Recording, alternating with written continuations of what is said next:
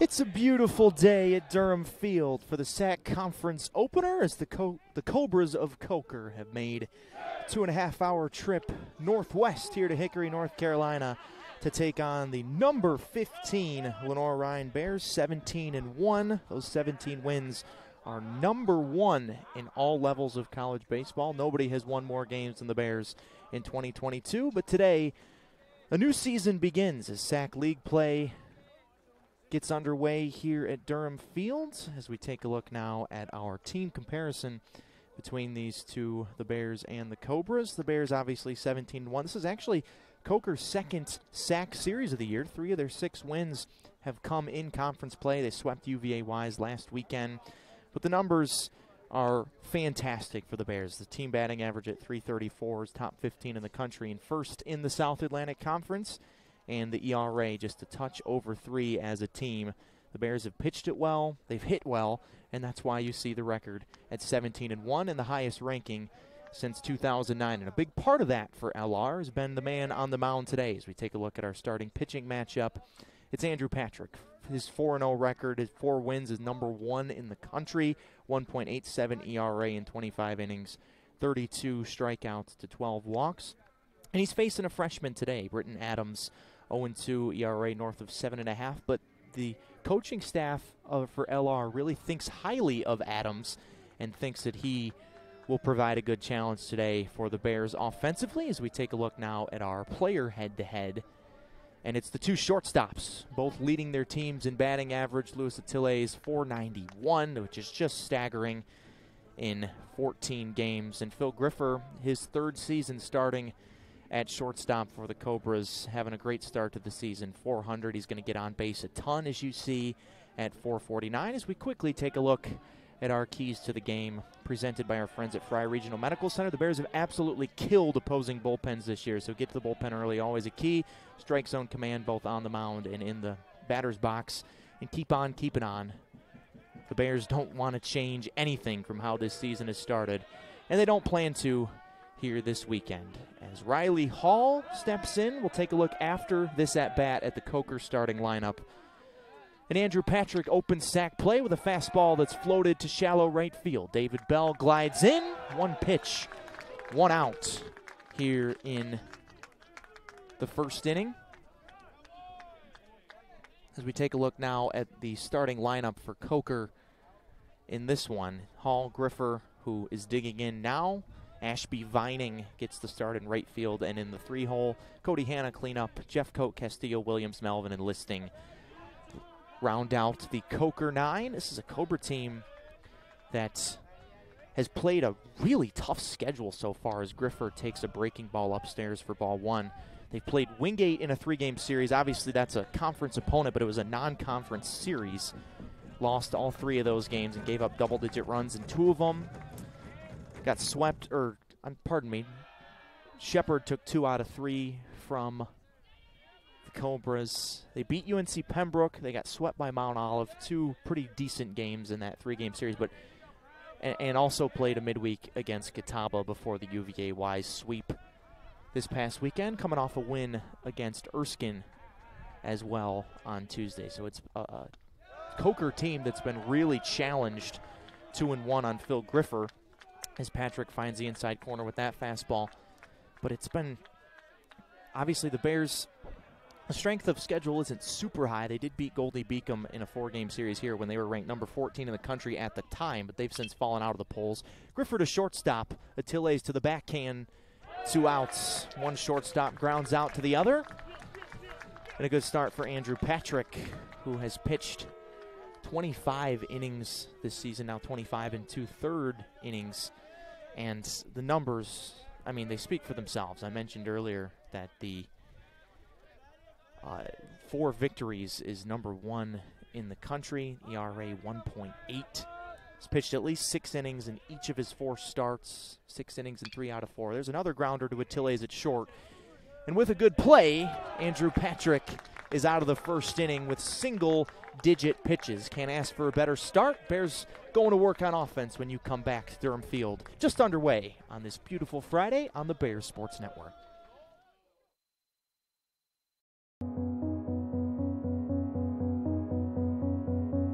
I'm Rob with Center Street Eats. We're located at 2250 North Center Street in Viewmont.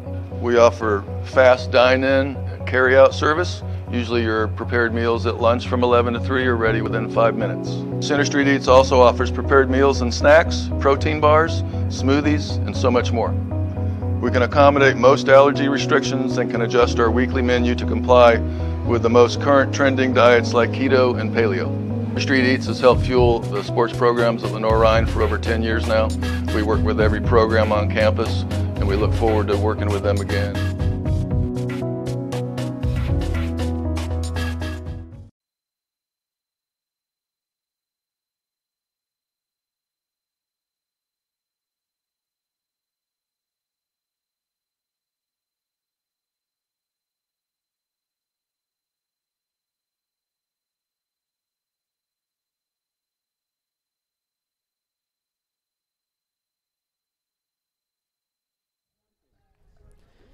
Welcome back to Durham Fields. A quick top of the first inning for the Cobras. Andrew Patrick only threw 5 pitches and got 3 outs in those 5 pitches. And now let's take a look at the 9 that Britton Adams, the freshman, will be facing. It's a gauntlet. Kuda, Laskowski, Yanesta, Atiles, who is an interesting case. Lewis, we'll talk about him a little bit. He's moved up and down the lineup, but he's hit no matter where he's been in the cleanup role today. Clarno behind the dish has really been hitting well of late. A bunch of hitting streaks that we'll tell you about. Perino's is the team RBI leader and top 5 in the country in that category. Matt Mackey's, after a really slow start to the season, has homered in 2 straight games.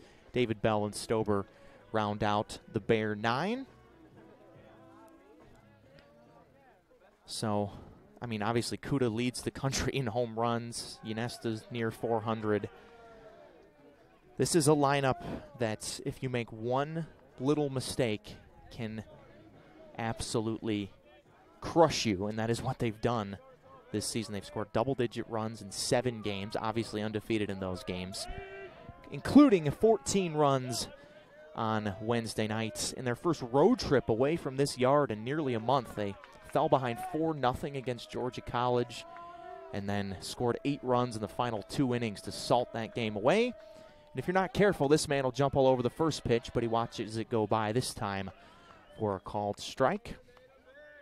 Wade is building the foundation of an All-American season. 462, 9 home runs, 22 RBIs.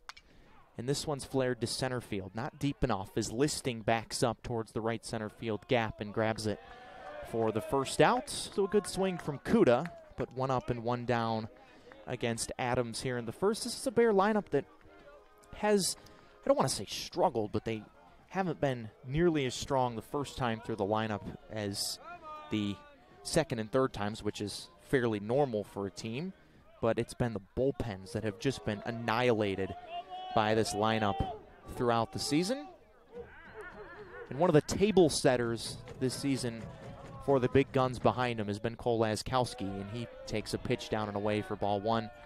324 on the year for Cole, coming off a career-high 3 RBI game against Georgia College on Wednesday. That career high is here with the Bears.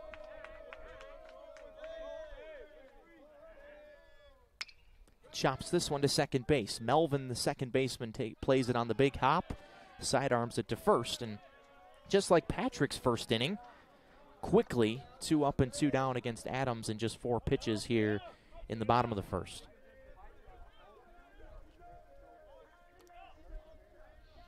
So the first 2 men retired. And now Drew Yanesta, who has been basically a godsend out of the transfer portal for the Bears. Transferred in from Erskine, the team that Coker just played on Tuesday. Goes after the first pitch and chips it back to the screen for strike 1, but right on that changeup there from Adams. Adams this season 0-2. The ERA is north of 7.5. Started all 4 of his appearances so far and is quickly ahead 0-2 on Yanesta as he pops the second pitch foul out of play. started the Catawba game. Didn't pitch in the UVA-Y series, oddly enough. A series that Cobras swept the Cavaliers to open league play last weekend. The 0-2 to Yanesta. This one's crushed center field. Listing took a step in at first. That was a false step, but he spins around and makes the grab on the warning track. So Yanesta nearly takes Adams deep, but the yard holds it, and it's a perfect first inning for both of the starters. 6 up and 6 down in the first. We head to the second on the Bear Sports Network. No score between Lenoir-Rhyne and Coker just underway this weekend.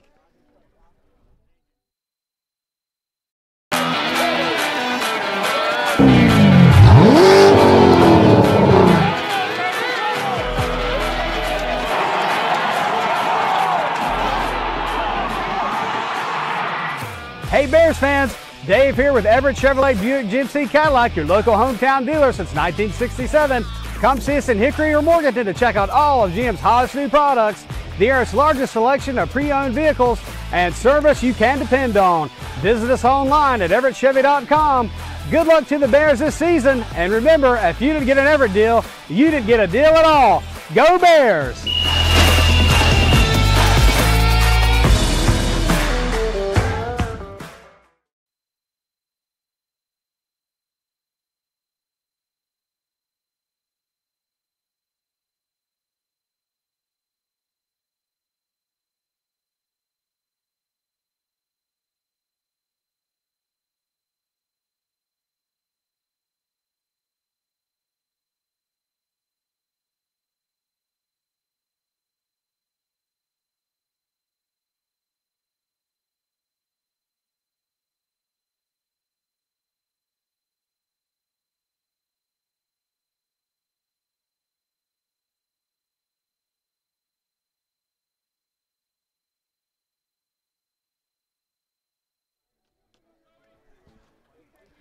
It was about a 7-minute first inning. Sent 6 men to the plate, 3 for the Bears, 3 for the Cobras of Coker, and all of them were retired. Andrew Patrick only threw 5 pitches in the first inning. Back to work here in the second. That's not a good sign if you're Coker, because if he starts working deeper into games, I mean, he's pitched 6 innings in each of his first 4 starts, so it's not like he hasn't worked deep into games. But if he can get into the 7th and 8th innings, as there's a line drive and a base hit to left center field for Cody Hanna, the cleanup hitter, takes the first fastball to left center field and has our first hit of the weekend. So Coker kind of spoiled that point that I was making, but if Patrick can get rolling into the 7th and 8th inning of starts, that's kind of the next step for him. Done just about everything else. But a leadoff single for Hanna to get things rolling here in the top of the second. Now Brady Jeffcoat digs in, and he takes a strike at the knees.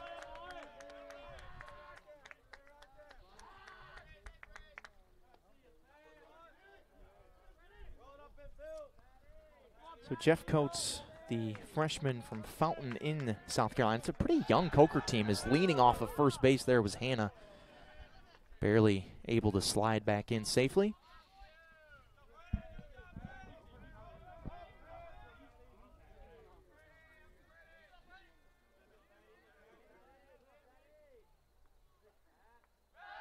Another look over there. Hanna, cleanup hitter, first baseman, not a big threat to run over there. Does have 3 steals on the year, but also has been caught a few times as well.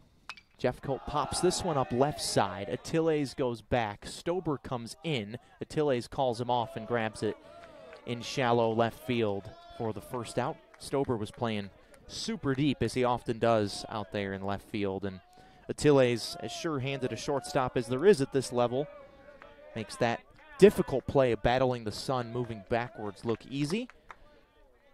So 1 out here now in the top of the second. And Brian Castillo, the catcher.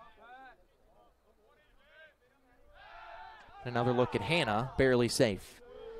First time this year we've had 3 umpires this weekend.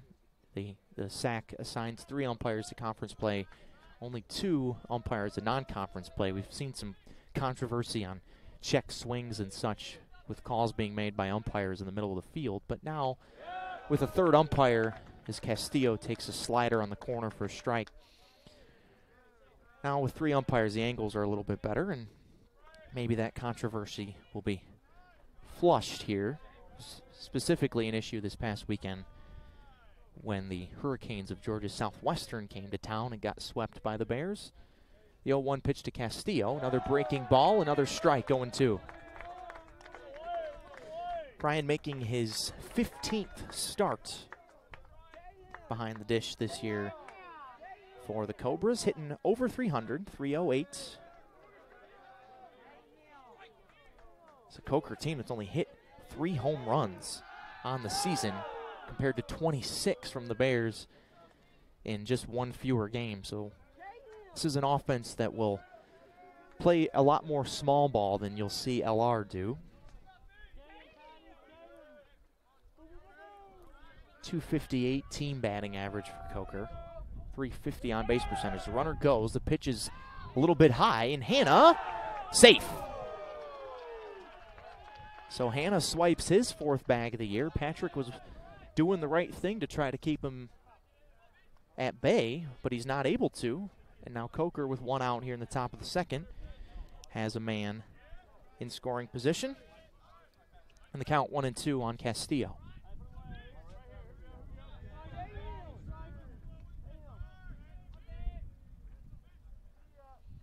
He goes after a pitch up at his chin on a breaking ball and is the first strikeout victim of the day for Andrew Patrick, who came in with over a strikeout an inning, 32 in 25 innings, and now gets number 33 on the season.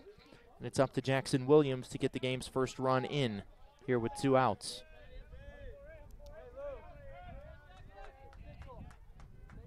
Williams, the DH today, started all 17 games thus far for head coach Bob McLaughlin. The Cobras actually made his head coaching debut here in this stadium last season. Bears and Cobras obviously played a conference-only schedule in 2021 and started here. These 2 teams actually played 5 times last year, 4 of them here in Hickory, once in the conference tournament in Kodak, Tennessee, as Williams is quickly down 0-2 to Patrick. Coker got the better of the Bears in the conference tournament. LR won 3 out of the 4 regular season games, including outscoring Coker 27-3 in that opening weekend last year, but the Cobras got the last laugh when it mattered most. And the 0-2 to Williams. Touch outside. I thought the umpire was getting ready to ring him up, but he never did, and it's 1-2. Patrick thought he ended the inning there, but we play on for at least 1 more pitch here in the top of the 2nd. Leadoff single and a stolen base for Cody Hanna puts him at 2nd. The 1-2 pitch. Popped up left side again. Stober, with his eyes on it, drifts in and grabs it. And the side is retired. So another efficient inning for Patrick. Only throws 13 pitches and pitches around the leadoff single to put up a 0. Bears trying to score the game's first run when you come back to Durham Field on the Bears Sports Network, presented by MBA Roofing.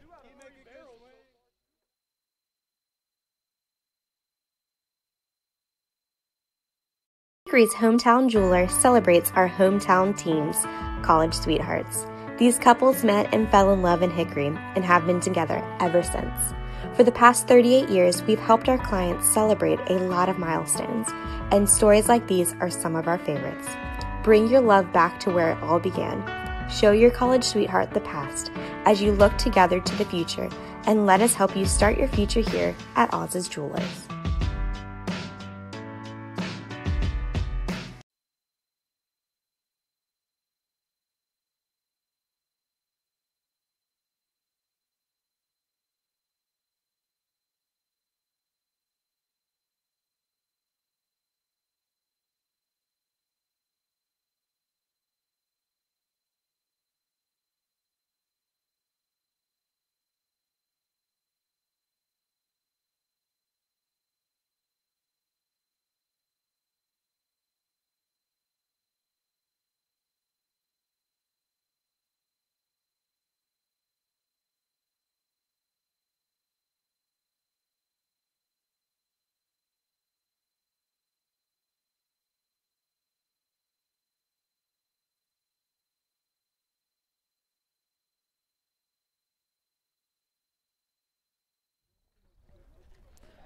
After a 7-pitch first inning for freshman Britton Adams, in which he set the Bears down in order 1, 2, 3, he gets rolling here in the second against Attiles, Clarno, and Perino. Luis Attiles, who's hitting nearly 500 on the season at 491 in 14 games. He's 28 for 57, leads things off here in the bottom of the second inning. Slider at the top of the zone for a called strike. We've seen that pitch called a strike so far today. So, consistent zone so far.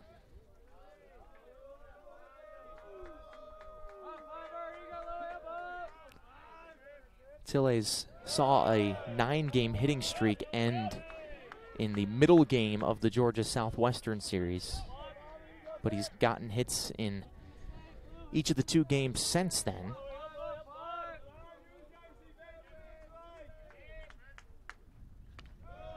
And is ahead 3-1 here as the first 3-ball count of the day. And in those 2 games, 5 hits, including 3 for 5, 2 RBIs, 2 runs scored.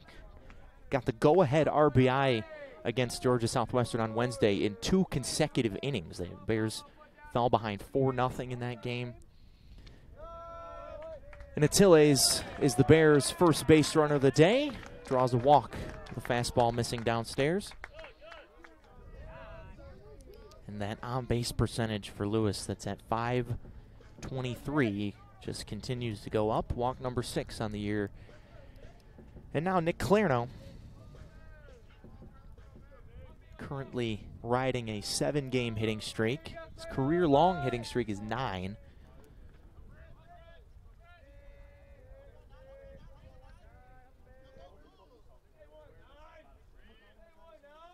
The Georgia native catcher tries to square down a bunt and then fouls it off himself. Very willing to do this, and this is something the Bears want to do more of. Coach Ramirez, last year they were very reliant on the long ball, but this year they haven't been super reliant on the long ball. They just hit a lot of them. They've won a ton of games. Average margin of victory this season for the Bears is over 7 runs. So they've been in a couple tight games, including a 13-inning one in the Georgia Southwestern Series finale. Ball and a strike on Clarno. But, I mean, it's been pretty comfortable at the end of games for this Bear bullpen. And now with league play starting, you'd think that things are going to tighten up a bit. See if that's the case here this weekend. Attiles dives back in. By the way, we'll have Coach Ramirez coming up next half inning in the top of the 3rd. Normally he joins us in the 4th, but coming on an inning early today. Always appreciative of his time.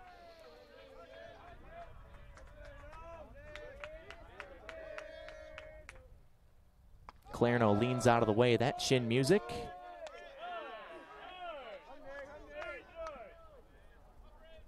Nick leads the team in walks also with 14, and that's a part of his game that he's really developed since he's been here. The scouting report, he transferred in from North Georgia before last season. So this is his 2nd year in Hickory. The scouting report was that he was a little erratic in the box.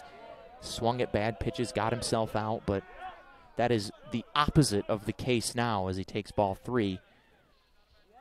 Batting average is .379, but the on-base percentage is an even .500, and that tells you a lot about his discipline, his strike zone discipline, which is by far the best part of his game. The runner goes, and the pitch is ball 4. So after a breeze of a first inning for Britton Adams, he's walked the first 2 men here in the 2nd.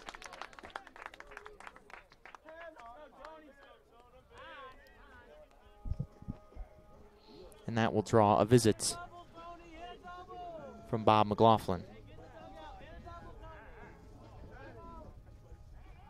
He knows, anyone who's watched or followed the Bears this year knows that the margin for error on the mound against this lineup is basically 0. And 2 walks to the first 2 men of an inning, with Perino and Mackey coming up, who have combined for 9 home runs this year, is not necessarily a great thing if you're a pitching and defensive unit.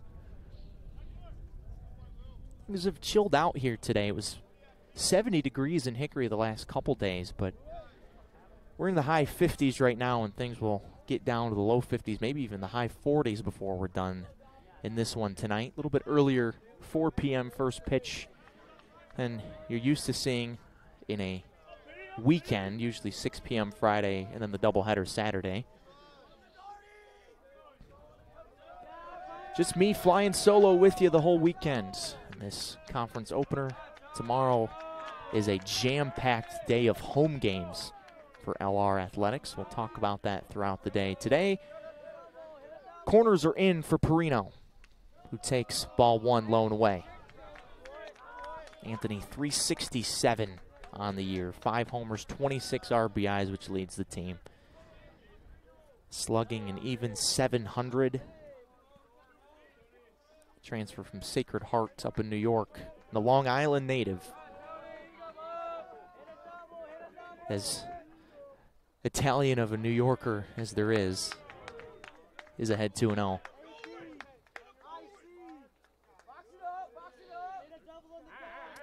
Perino hit the walk-off home run against Barton, and I think that was kind of the spark that lit the fire for the Bears. That was a back-and-forth seesaw game in which they gave up a lead late, but Perino in a pinch hit roll comes in, and ever since he hit that walk-off home run, that was nearly a month ago, back on February 8th in the home opener, it was the first real at-bat he's ever taken in this stadium. And ever since then, the Bears have just played, not with a cockiness, but just a quiet confidence that has been earned. I mean, 17-1, won more games than anyone in the country at any level. But Perino kind of started that trend. He pops this one up, foul ground right side. Hand of the first baseman trying to run out of room, and he does run out of room as the ball just sneaks inside that first base dugout fence there. So new life for Perino. It's 2-2.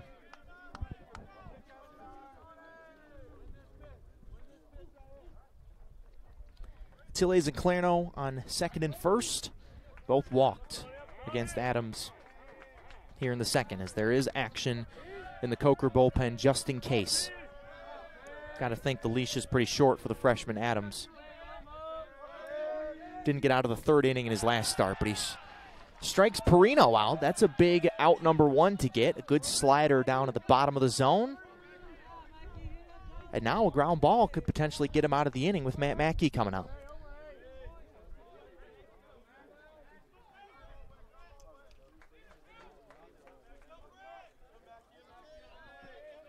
So Matt, who is a preseason first-team all-conference first baseman, had, for the most of February, was really struggling at the plate, and then eventually just had to be replaced in the lineup because there were other guys that were going.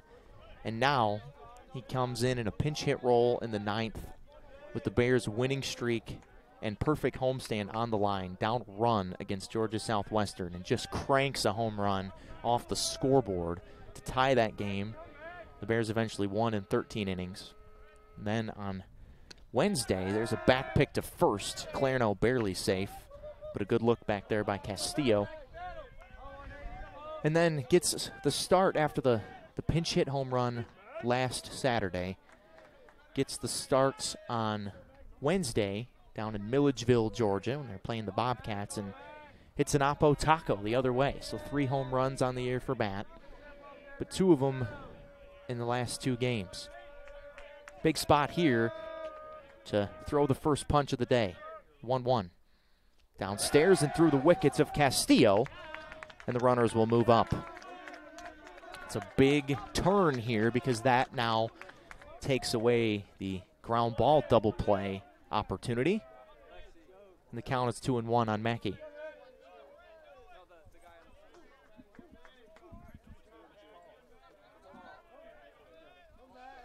Don't forget, we've got head coach Chris Ramirez coming up.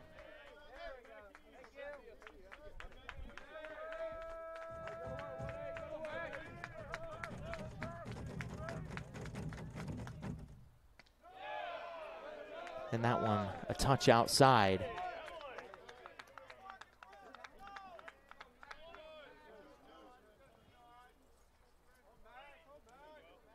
And the count is 2-2.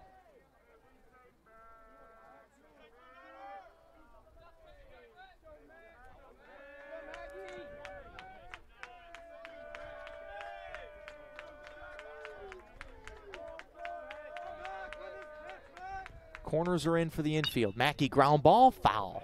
Just outside the third base bag as Attiles hopped out of the way in foul ground. He was fine because he was in foul ground. And Mackey will try to keep fighting. It's 2-2, but Adams has impressed me so far. Got 3 really good hitters out in the first inning with ease. Lost the control a little bit on the walks to Attiles and Clarno, but then bounced back with a strikeout of a really good and really hot hitter right now in Perino. And battling Mackey here, another 2-2, popped foul. That's the pitch that Adams got Perino out on. Mackey fouls it off and stays alive. Slider down at the shins of the hitter.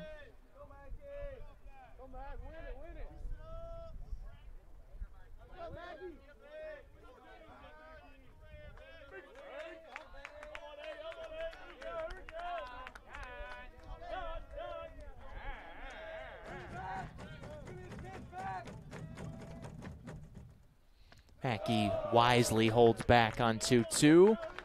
That was part of his struggles early, was that he was chasing pitches, but you can just see the progress that he's made and his confidence slowly increasing. And that's what the Bears do. You know, you see all these home runs and these gaudy offensive numbers, all the extra base hits, but the reason, in my opinion, they've been so successful is because of their strike zone discipline. And it's been on display here in this inning with a pair of walks and a full count pitch coming to Matt Mackey. Ball 4. So that's a battle won by Matz, and Adams has walked the bases loaded here in the bottom of the second as David Bell will look to drive in the game's first run.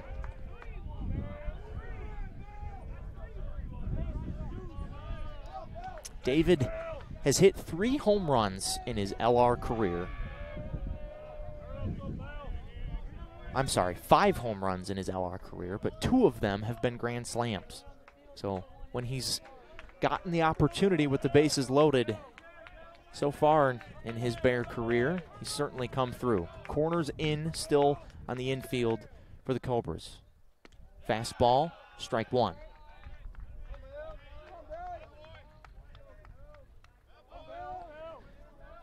Feels like a big spot early here for the Bears to establish themselves this weekend. Coker already 3-0 in sack play. Swept UVA Wise last weekend, but the Bears, with all their gaudy numbers, doesn't mean a whole lot if they're not successful in conference play. Bell towards the right center field gap. This is big trouble, and one hop in the wall in right center field. Mackey almost passing Clarno on the base pass. They'll stop Mackey. Clarno slides, and the ball is loose and safe.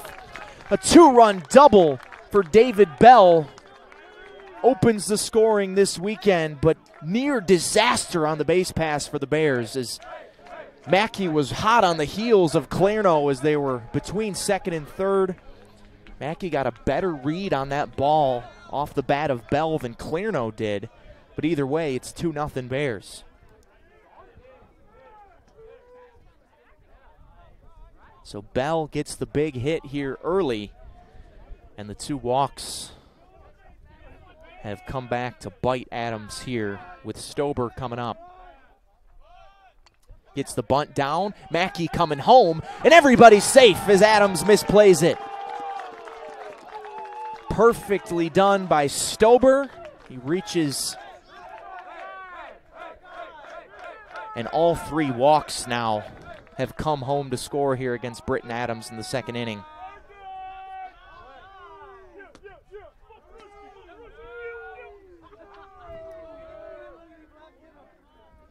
So they're giving Stober a bunt hit for that one, so no error on Adams, the pitcher. RBIs number 15 and 16 for David Bell, and RBI number 5 for Bryce Stober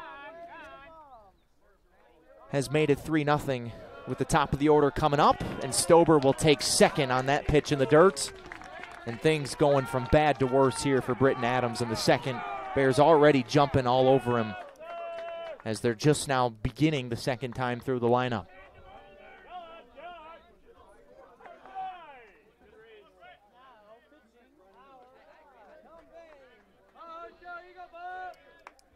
Kuda flew out to center in the first. 2 men in scoring position for him here in the second. 1-0 pitch. Fastball too wide in the middle of the left-handed batter's box. It's 2-0 on Wade.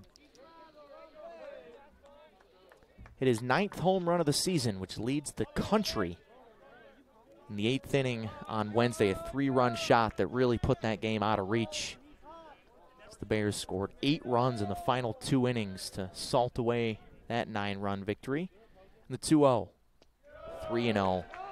So 3 walks, a double, and a bunt single here in the second for the Bears have opened things up.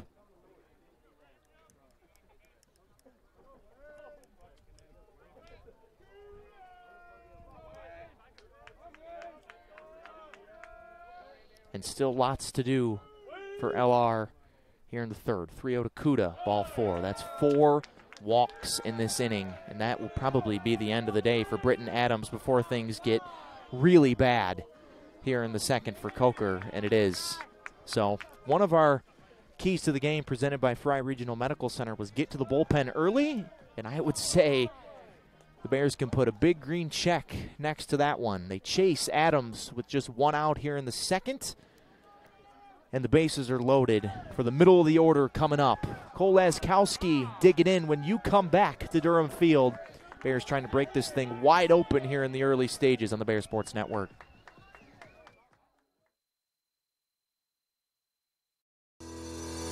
Cordell Harris Insurance Agency, a family-owned and operated business serving the Hickory area since 1981, where we strive to take care of you and your den like family. As an independent insurance agency, we offer a vast spectrum of coverage for your commercial and personal insurance needs with our extensive network of providers. Cordell Harris Insurance Agency is a proud sponsor of Lenoir-Rhyne Athletics. Protect your den with Cordell Harris. Go Bears!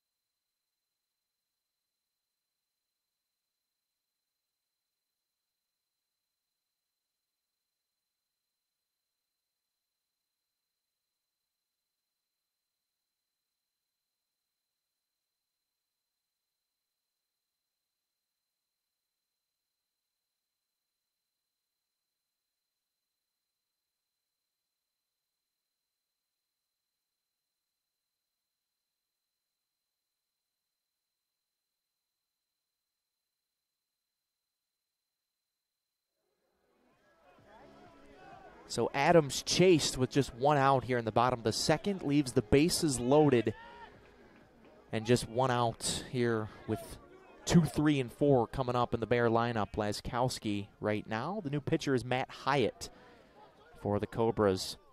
6'4", 225-pound righty from Scotland High School. Transferred in from Wake Tech Community College and misses way upstairs with ball 1 to Laskowski. 4 walks in the inning. And all 3 out of the 4 walks have come around to score. 2-run double for David Bell, who's at third. Stober with an RBI bunt single at second. And Kuda, who walked, is at first. Laskowski is ahead 2-0. He bounced out to second base in his first at-bat in the first. 12 games and 4 starts last year for Matt Hyatt. Pitched in the first game of the UVA Wise series. It was a good outing, 3 innings, only 1 hit allowed in relief. But he's behind 3-0 here.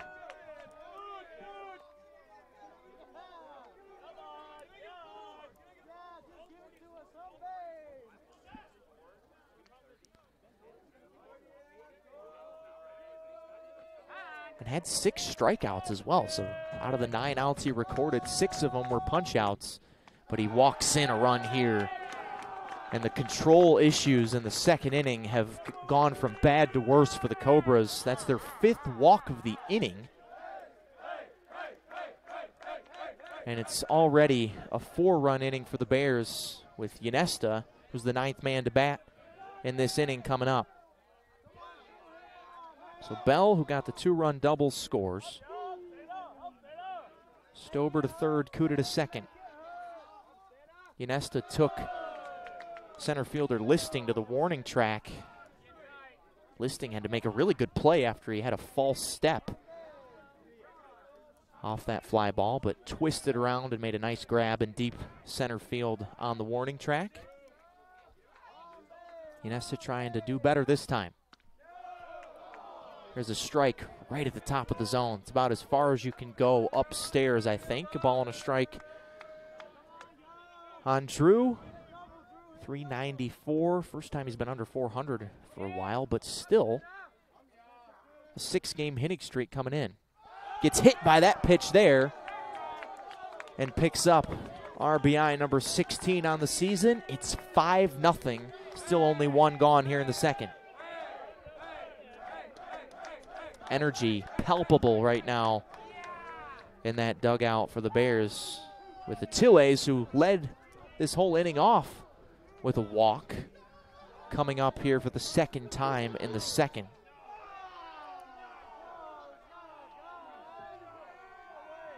And this will be the end now for Hyatt. Coker can't throw a strike here in the second, and will turn to their 3rd pitcher of the inning to get this under control. We'll tell you about him when we come back to Durham Field, as the Bears have opened up a 5-0 lead here early on the Bear Sports Network.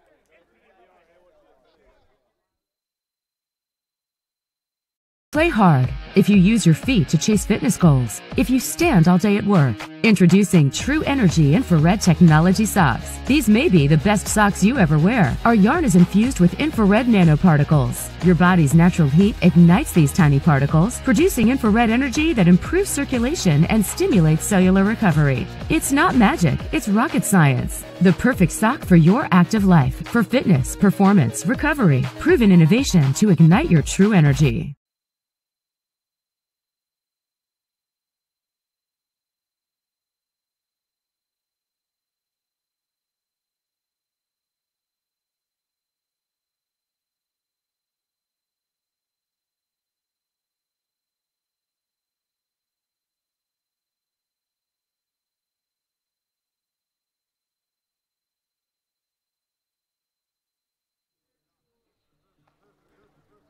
So Coker turns to Jonathan Ford to try and stop the bleeding here in the second inning. Bears have already scored 5 runs. They only have 2 hits in the inning, but 1, 2, 3, 4, 5, 6 walks have plagued the Cobras in this inning. And Ford, the 3rd pitcher of the inning, redshirt sophomore from Pickens, South Carolina, made 12 appearances last season, earned the win against UVA Wise in a sack win on April 2nd, 18 1/3 innings and 18 strikeouts last year for Jonathan. Pitched in 2 out of the 3 wins out of the pen against UVA Wise this past weekend. But facing Attiles here, Attiles coming up for the 2nd time this inning. He led things off with a walk, came around to score on the Bell double. But after a smooth and easy first inning for Britton Adams, only records 1 out here in the second.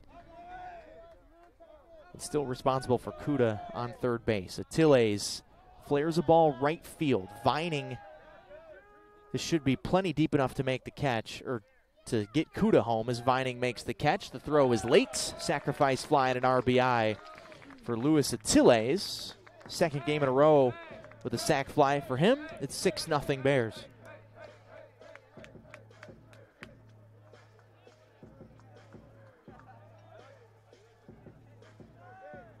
So a huge cushion now for Andrew Patrick, who's been pacing down here. I'm on top of the Bear 3rd base dugout. Been trying to stay loose, pacing up and down this left field warning track. Obviously, you love the run support as a pitcher, but you don't love having to take a ton of time between innings as the umpire, I'm not sure what he's doing. I think that might be the first time all season we've seen an umpire clean off home plate here with the turf. Clarno walked and scored, nearly got passed on the base pass by Mackey. Bears narrowly avoided disaster base running wise as Ford whips a strike in, up and in. Clarno doesn't like the call. Certainly not afraid to express his displeasure with a call. But as a catcher, he has grown into defensively A-plus catcher. This runner goes from first, pitches low, and Castillo just eats it. Stolen base for Ynesta.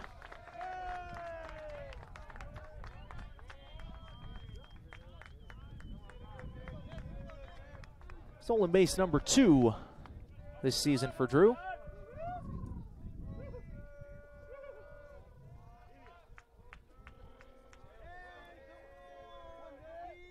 The 1-1 pitch to Clarno. Touch low. Down at his shins, 2-1. Was walk number 14 on the season for Nick. Earlier this inning, talked in his last at-bat about his growing plate discipline. 3-1. Ford missing where you want to miss against this lineup and in any lineup, low, but already with 6 walks in this inning for Coker pitching. Ford's the 3rd pitcher the Cobras have brought to the mound. Another walk is not the answer. But that is exactly what happens as Clarno walks for the 2nd time this inning, and once again the bases are loaded.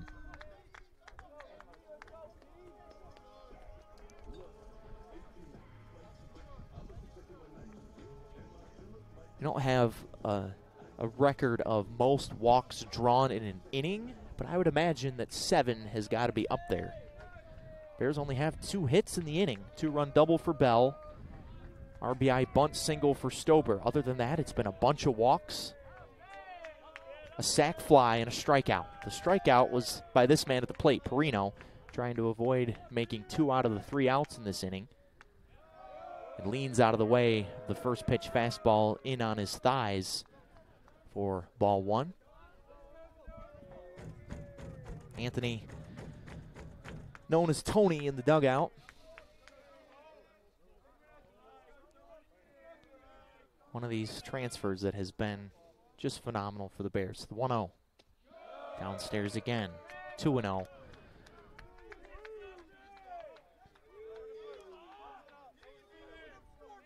Perino and Drew Ynesta are roommates, 2 transfers, and had a hilarious Instagram story montage on the bus ride home from Georgia College on Tuesday. Perino takes a big hack and fouls the grounder off into the third base dugout, and Castillo, the catcher, is all of a sudden comes up holding his left elbow.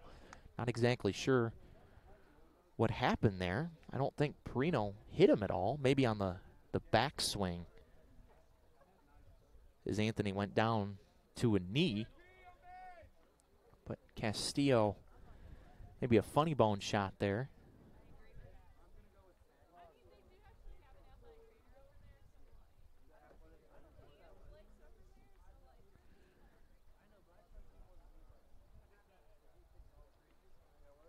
So Castillo, if that's a funny bone shot, he is in just an immense amount of pain right now. But seems to be battling through it. And Ford is behind 2-1 to Perino. Already 6 runs across this inning. Perino trying to make it even more. The pitch. Ground ball to shortstop.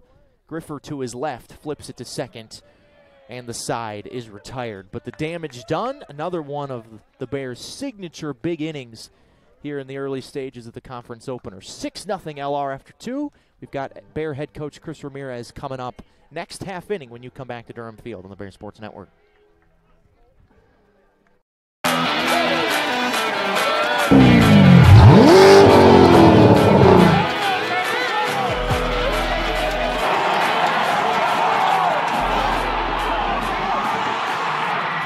Hey Bears fans, Dave here with Everett Chevrolet Buick GMC Cadillac, your local hometown dealer since 1967.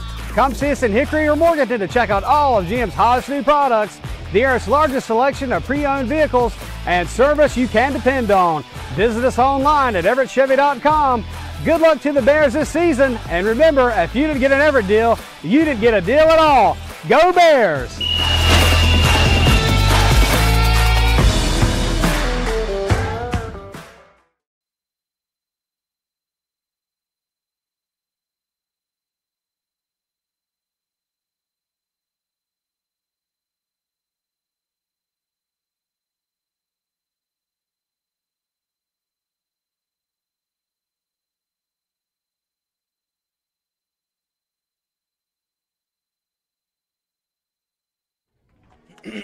Top of the third inning here at Durham Field in the sack opener for the Bears. Happy to be joined, as always, by Lenoir-Rhyne head baseball coach Chris Ramirez. And, Coach, can't really ask for a better start to the game. Patty Hummon strikes, and the offense puts up a 6th spot in the second inning. Yeah, no, for sure. Good start. Big inning there in the second by our guys. Good timing. You know, every now and then we get to go on air, and we don't have any runs yet, or maybe there's some guys threatening. So, you know, definitely good to be on after a 6th spot. Yeah, guys are really patient. Coker was having trouble finding the strike zone, but it's easy in those, you know, scoring situations with guys in scoring position to go after a pitch that's not in the strike zone. But to your guys' credit, they certainly did not do that in that inning.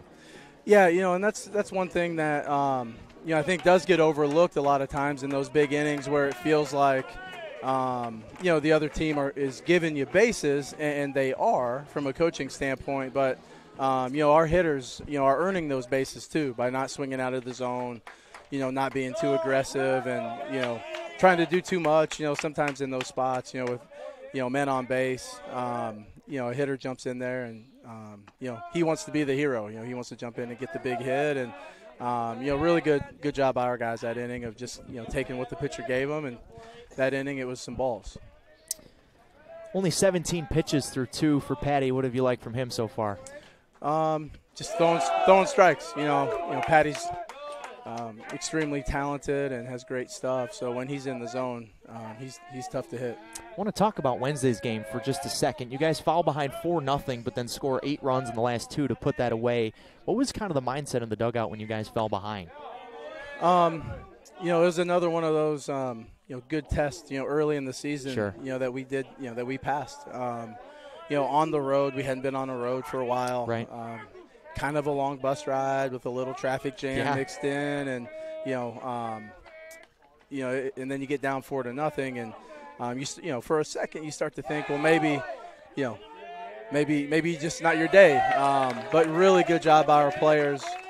Just to keep playing the game, you know, and the thing that we did feel, even though we hadn't gotten hits, hadn't scored runs through 2, you know, we went like 8 for our first 12, you know, quality at-bats, right, with not a ton to show for it, but we were lining out, taking good swings on the ball, you know, so you kind of know if it's going to be like that, you know, at some point, generally baseball rewards you, and it finally did. Clarno springs out, and that one's foul off the bat of Listing, as after Melvin was the second strikeout victim for Andrew Patrick here in the top of the third. But this is, you know, this is like a new season for you today, right? You know, conference play starts. Coker's already played a series. They're 3-0 in the league, but you guys, you know, have the most wins out of anybody in any division of college baseball. But it feels like today is kind of a new day for you guys.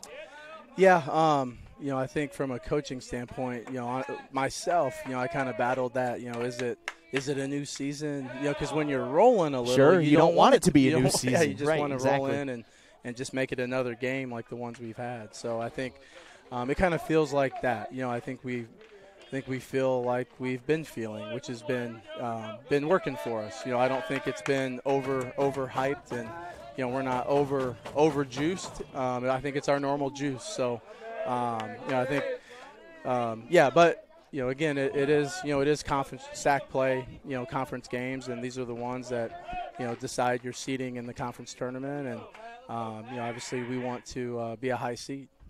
You guys come in at number 15 in this week's NCBWA poll, highest ranking for the program since 2009, and obviously the highest ranking since you've been here. That doesn't really change anything for you, I know, but that's got to feel good that in year 3 for you and your staff, you guys are really got this program exactly where you want it to be. Yeah, it does, and I think, again, it's another one of those coaching battles, is it, right. Do you ignore it? Do you make more? Do you celebrate it? And again, I think it's probably somewhere in the middle. But just when, I don't think it hurts to acknowledge and we have, to our players that, hey, we haven't made it. The season's far from over. Yeah. It doesn't mean anything today. We got to go play well against Coker, and so on the rest of the season. But at the same time, in year 3 as a new coaching staff and all the work that these players have put in, there's nothing wrong with enjoying it and celebrating it a little bit. And you guys, I mean, the thing that I think has been maybe the most impressive, there's a lot of impressive parts about your team this year, but to me, maybe the most impressive thing is the way that they've handled success. And is that just kind of something that naturally happens? I know you guys are coaching that, but can you just kind of walk me through how you guys have been able to really just handle success and just come to the ballpark every day with just win today mentality? Yeah, I think we've got great leadership with our players, and just it's a veteran group, and guys that have played college baseball before at a high level, and those guys, like Clarno and Achilles and Yanesta, and we can keep going. There's right. plenty on the pitching side, with Patrick and even young guys, but guys that have played and had success like Lanham, and you go down the list. It feels kind of like that mix between like all business and a lot of fun. Which, if you can, I'm sure everyone at home can hear in the background that you guys are having just as much fun as anyone in the dugout. But that's a real thing. It's positive energy that has translated to on-field performance, and you guys are off to your best start ever in 94 years in baseball at Lenoir-Rhyne. So obviously the secret sauce is working. Sure. No, for now, and we just got to keep it rolling. And I think it's a conversation. Old school, new school. Should you be quiet in the dugout? Yeah. Should you have a little life? Where's the fine line? And I think there is a fine line, and we want to have energy and but it needs to be directed to our teammates and towards us, not towards the other team or not towards the dugout. And I think that's the fine line. Keep the energy. It's fine. It's college baseball. It's supposed to. We have a really good. We have a really good showing here with our fans. Sure. I think we've had a lot of good crowds. But it's not. It's not. 5,000 fans and in an SEC ballpark right now. So I do think the dugout, plays a part. That dugout brings a lot of the atmosphere to our games. Our dugout, their dugout. I think is where the atmosphere kind of is driven at our level, especially. Yeah, looking in the crowd. It's another really good one. Beautiful day again. Patrick checks on Corey Listing, who had a single in the last at-bat at first base. But, there's just a palpable buzz around this program that I don't know has ever been seen before. This program has had good stretches of games and stuff, but it's never been like this as Patrick fires in a strike to Riley Hall, who's the leadoff hitter for Coker. But this is a little bit of a revenge for you guys, too. Coker got you in the conference tournament last year to end your season. So guys that were here last year certainly want to rewrite that. Yeah, no, for sure. And let me just, hit on, what you just kind of mentioned with, the success and, the buzz. A lot of that has to do with you guys, too. You guys do a great job with these games, and, our media team and, social media and marketing and, just all the support that we have at Lenoir-Rhyne is, probably unlike any other, especially at the Division II level. So we appreciate that from you guys. That's a part of that's a part of the program, a part of building our program and all the other programs here at Lenoir-Rhyne. So we do appreciate that, and it definitely matters. You know, our guys love it, and it's one of the reasons why you should come to Lenoir-Rhyne, play baseball or whatever sport it is. Appreciate that, Coach. Coach fitting in a compliment and a recruiting pitch all in the same sentence. That takes some skill right there, my friend. There you go. There you go. But no, I appreciate you guys having me on. I think we just hit our 3-batter limit. We hit our 3-batter limit. Okay, Coach, appreciate your time. As always, head coach Chris Ramirez, so kind to come on with us as Griffer lines one through the left side. This could score a run as Stober brings it in. Play at the plate is up the line. And Coker has bounced back here with a run here in the top of the third against Patrick. A couple of singles and a walk have brought across the first run of the weekend for the Cobras. So Griffer gets RBI number 18 on the season. And that will draw Derek Beasley out of the dugout after single walk single. So listing singles, Hall walks, and moves up to third on the throw. Griffer, the leading hitter on this team, who we hit on in the Open, is at 400 coming in. So a really strong start to his season continues. Coker, actually, believe it or not, has more hits in this game than Lenoir-Rhyne, 3-2. But the Bears obviously way ahead on the scoreboard because of the 7-walk inning for the Cobras on the mound last half inning. But Patrick trying to settle down here with 1 out, runners on the corners, and 3, 4, and 5 coming up.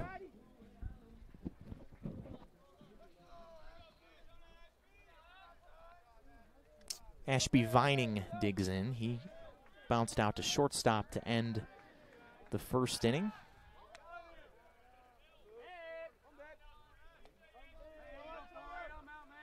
Ashby, freshman from Lexington, South Carolina, went to Gilbert High School. Hit .418 in his senior year for the Indians of Gilbert High.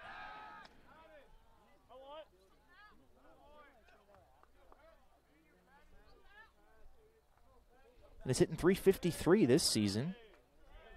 34 at-bats, 3 RBIs, 4 stolen bases as well. So has earned this weekend start in the 3-hole. Waves and misses.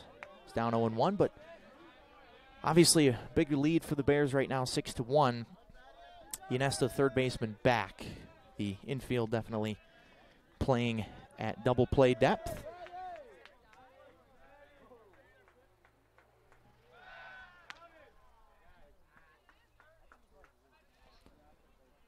Hannah stole a base. Hannah's in the on-deck circle. That's Cody Hannah. Coker, very aggressive on the base pass, will run a lot. Has 5 guys with at least 4 stolen bases this year.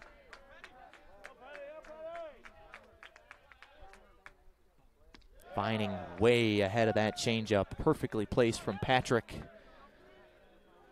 And it's 0-2 on the 6'3", 180-pound freshman. 3 for 5 on Tuesday against Erskine with an RBI. This would be a big strikeout, and Andrew Patrick rings him up with a perfect slider down and away, and 2 outs. Trying to limit the damage to just 1 here in the top of the third as Coker has tried to fight back and answer the Bear runs. These 2 will play 2 tomorrow.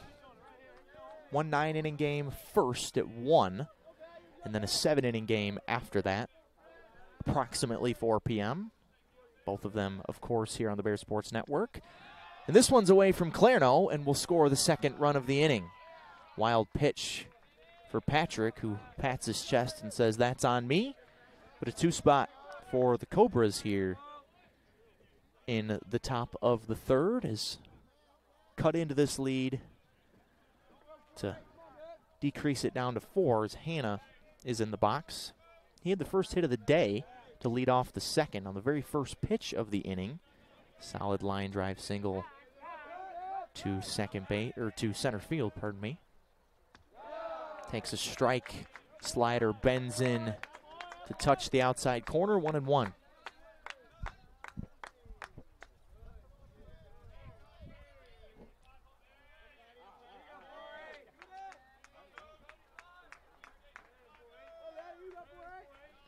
Hand of the lefty against the righty, Patrick.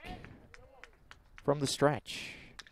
Chopped right side. Laskowski scampers over and gets the speedy Hannah to retire the side. So still a comfortable lead for the Bears, but Coker scores 2 after the 6th spot in the bottom of the second for the Bears. LR will try to increase this lead even more when you come back to Durham Field on the Bear Sports Network, presented by MBA Roofing.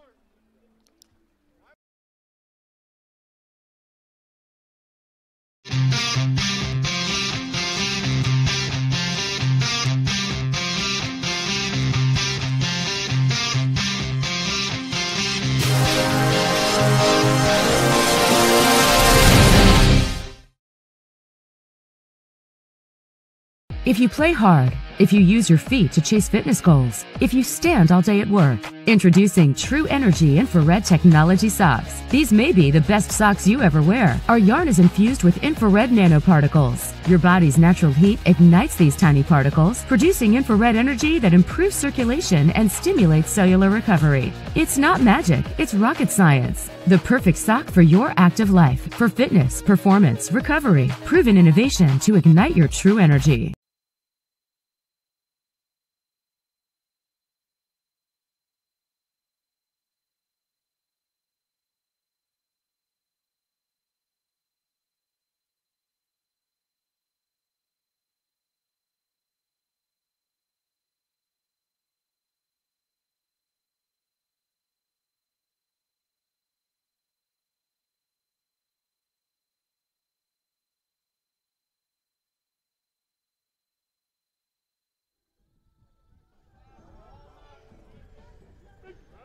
We've had 8 combined runs in the last 2 half innings. 6 for the Bears in the bottom of the second, 2 for the Cobras of Coker in the top of the third, and LR will go back to work here in the bottom of the third against Jonathan Ford, who was the 3rd pitcher of the inning.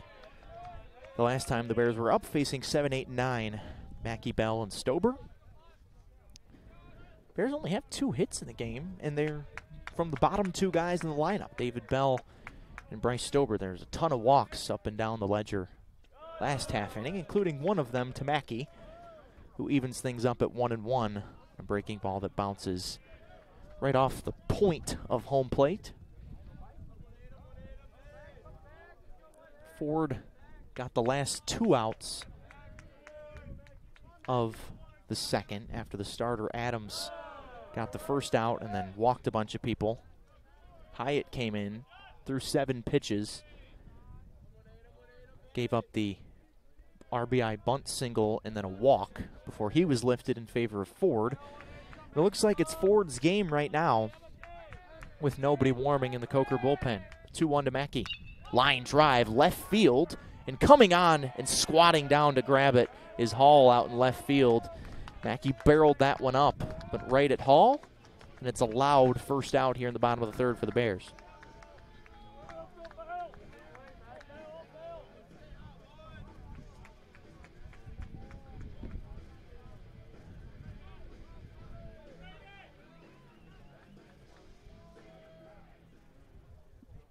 So now Bell, who picked up his 15th and 16th RBIs of the season with a 2-run double to right center field in the first, is frozen by that slider at the bottom of the zone for a called strike.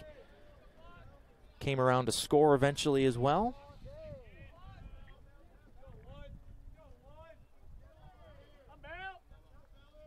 In the 0-1 pitch, skips into the glove of Castillo, who got shaken up in the second after he took Perino's bat to the funny bone on the backswing, but seems to be fine.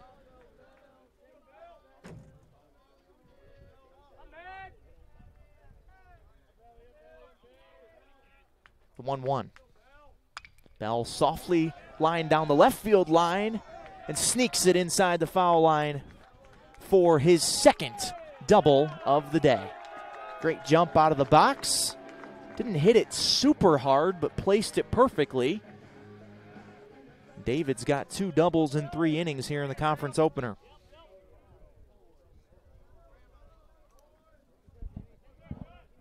Wonder what they do with Stober here, who bunted for a hit and an RBI in the second. With 1 out, makes things a little murkier as far as do you bunt, do you not? Stober definitely the speed to beat it out. Jeff Coate at third is a step behind the baseline, but Stober swinging away and missing for strike 1.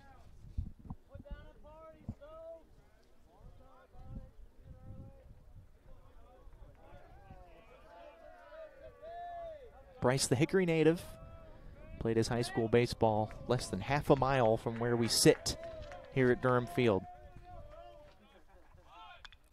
Bunts it this time and pops it right back to Ford, the pitcher, and is upset with himself as he tried to drag that one down the first baseline, it looked like, but doesn't execute it, and now 2 outs for Kuda.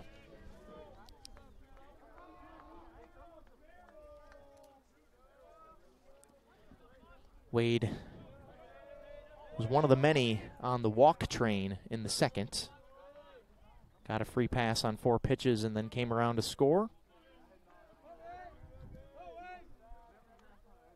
Was his 25th run scored this season, by the way, in the second. Breaking ball at his ankles for ball 1. Really nice feature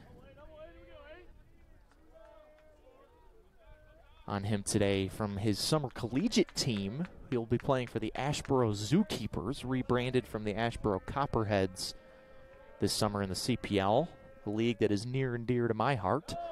2-0. Kuda watches the fastball away. Worked for the Morehead City Marlins last year. Came up a game short of their 3rd straight Pettit Cup championship. Lost to Nick Clarno and Drew Nesta and the Savannah Bananas in the championship series. But the now Zookeepers, formerly Copperheads, will have Mr. Kuda, and that looks like a really great pickup for them, considering his start to the season.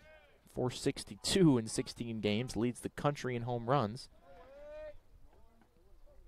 It's a preseason second-team all-conference player at second base. He kind of bounced around defensively last year, but they knew that his strength was in the outfield as he barely tips that one foul off of Castillo, who's just taken an absolute beating behind the plate today through 2+ innings. But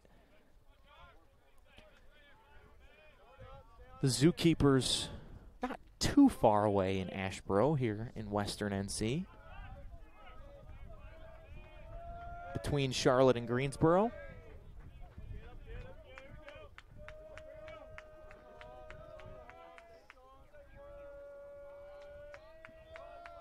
And the 2-2. Grounded up the middle and through past the dive of Griffer for an RBI single for Mr. Kuda. Didn't get a ton of it, but placed it perfectly. The Bears put up a number here in the bottom of the 3rd at 7-2. So a double and a single. Bell is 2 for 2 with 2 doubles and 2 runs scored. Kuda's been on 2 of his 3 plate appearances. And now Laskowski will try to keep the 2-out rally alive.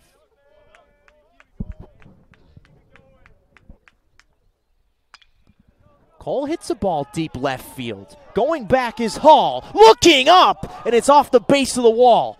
Kuda motoring home. He'll be sent home. The throw is way late, and it's an RBI double for Laskowski. Narrowly missed his first home run as a Bear, but for the 2nd straight game has an RBI double the other way.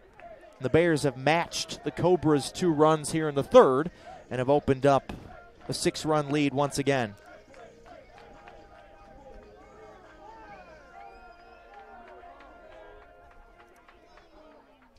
Second double of the inning for the Bears and 3rd overall hit.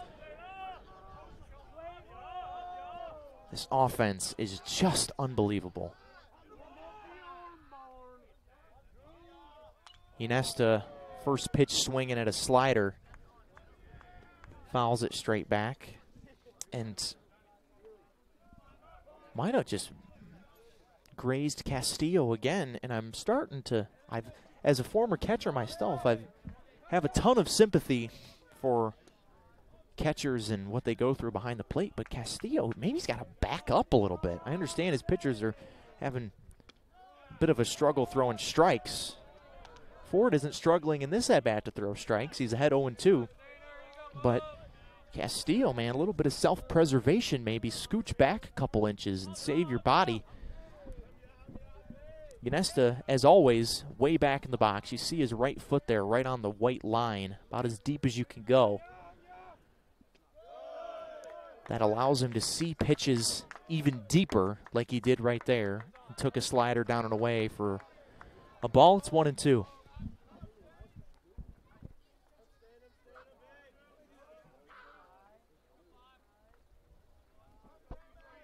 Now another arm warming up in the Coker bullpen. They've already used 3 pitchers today in the 3rd inning. Ginesta, hard grounder up the middle, and yet another 2-out RBI single for Drew.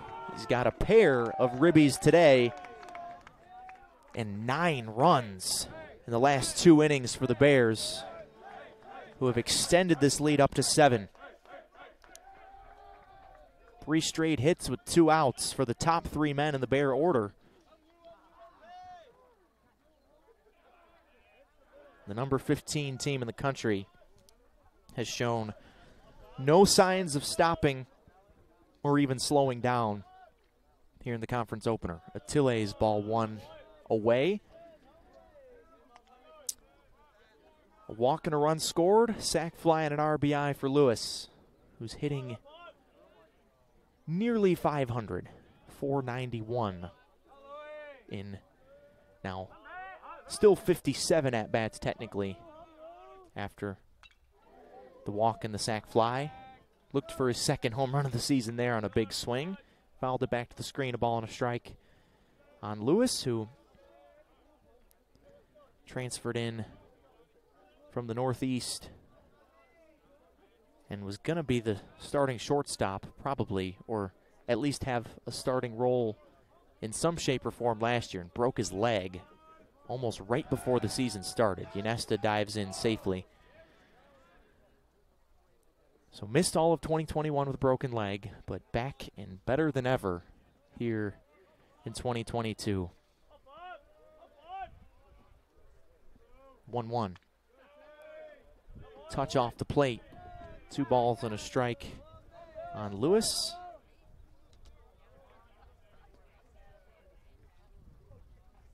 Transferred in from New England College. Has Major League blood in his family. Lines this one towards the left center field gap. 4 straight hits with 2 outs for the Bears. Ginesta, who was on the move on the pitch, into 3rd standing up. So a perfect hit and run there for Luis Atiles, who I was about to say has Major League blood in his family. Relative Wilfredo Tejada played for the Montreal Expos back in the mid-'80s. And Atiles has a bunch of tools to maybe get there himself someday. Never know. But single, double, single, single here with 2 outs for the top 4 men in the Bear lineup. Brings up Nick Clarno. With runners on the corners, and LR trying to add to the 3 runs they already have in this inning. Clarno certainly will do that. But Vining makes a nice running play in the right center field gap to end the inning. A really nice play. Thought it was for sure down, but Vining runs it down, and the side is retired. But the damage done. Another crooked number put up for the Bears. They've got 7 hits and 9 runs in the last 2 innings alone, and lead at 9-2 after 3 on the Bear Sports Network.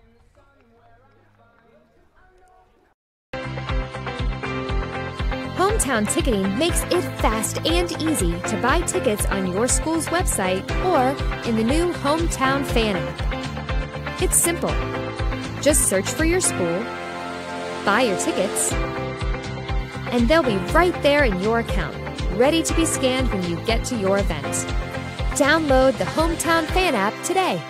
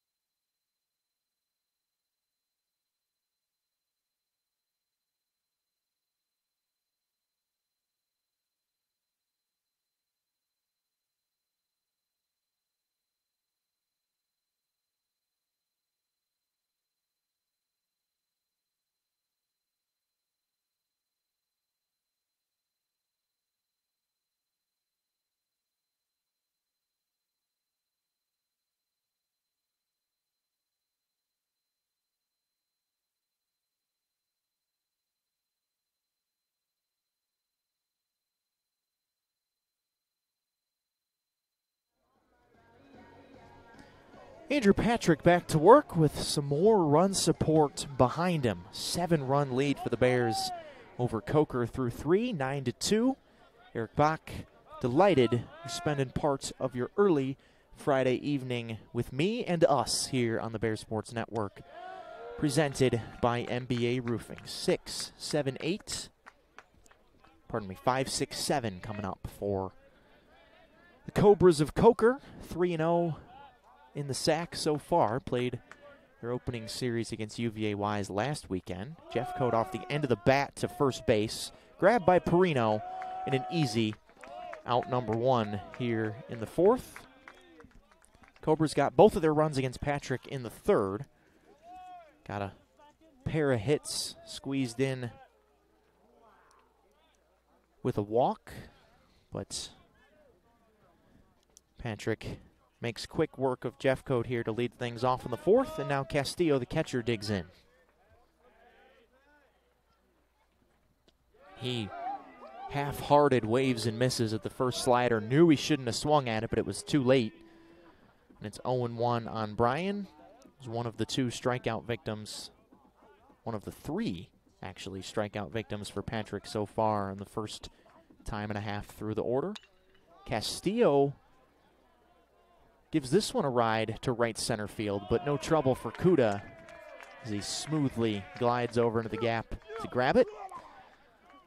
4 pitches, 2 outs here in the top of the 4th for Patrick. He threw 5 pitches in the first inning, a few more in the 2nd and 3rd, but the pitch count, that was pitch number 47 right there, with 2 outs in the 4th, is in great shape.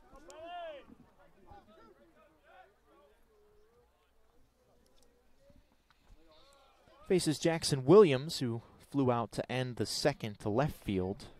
The fastball bounces off of Clarno's chest protector back to the bricks. Everything's between the bricks here in Hickory, over in Moret Stadium, which, if you are wanting to keep up on the renovation in Moret Stadium, go to lrbears.com/live rental. There's live looks every 15 minutes from our friends at David E. Looper, who are overseeing that project. And it's coming along great. I mean, there's noticeable progress being made just about every single day. Williams is down 1-2 as he watches that fastball in the corner go by. And Patrick is 1 pitch away from a 1-2-3 4th inning. Righty from Bandy's High School, not too far from us here in Hickory. Transferred in from Catawba Valley, right here in Hickory.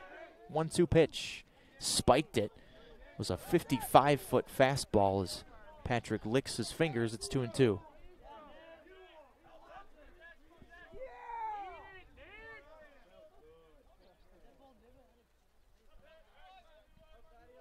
Clarno finally getting his new technology setup comfortable behind the plate. We'll talk more about this the next time Patrick goes to the mound.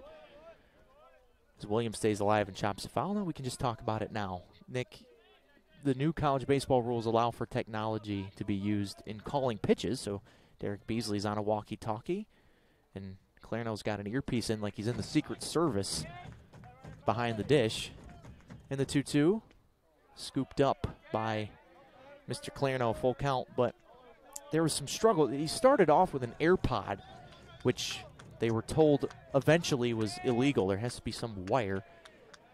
And there was some trouble with it, with the wiring and getting crossed wires, but now they've got it all figured out. And Williams has drawn a 2-out walk here after he was down 0-2. Patrick, I mean, he's been good today, but not his normal just electric stuff. But obviously hasn't needed to be his best with his offense putting up 9 runs through 3 innings. Which is kind of how the Bears have operated this year. When the pitching hasn't been super tuned in, the offense has been great. And when the pitching has been money, the offense, not that the offense hasn't been good when the pitching's been money, as the swing is checked for Tristan Melvin, and they did not go around, says the first base umpire.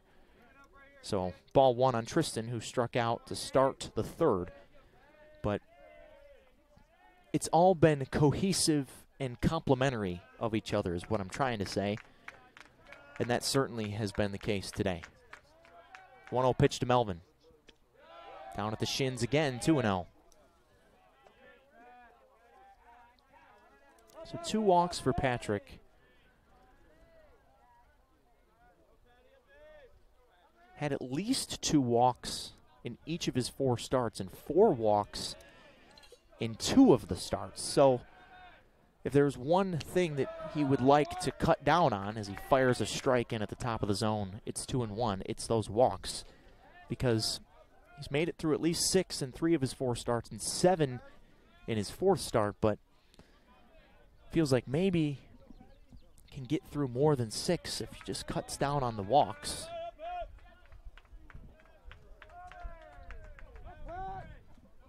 And the 2-1. 3-1. Good eye from Tristan Melvin to hold back.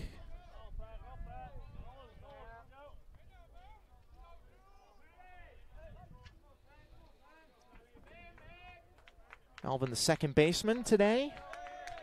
Freshman from Wyoming, Ohio. That's in the Cincinnati area. Went to the famous Archbishop Moeller High School. And skies this one a mile high left side. Atiles comes in and grabs it, and the side is retired. So Patrick issues a 2-out walk, but no damage. Bears looking to add to this 7-run lead when they come up in the bottom of the 4th when you come back to Durham Field on the Bear Sports Network.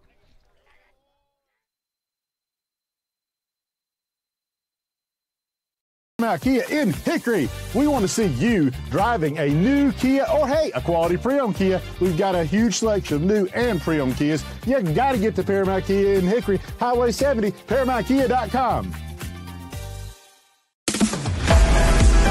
Moret Stadium is an iconic part of LR Athletics, hosting games, tailgating, marching band competitions, sports camps, and graduation ceremonies.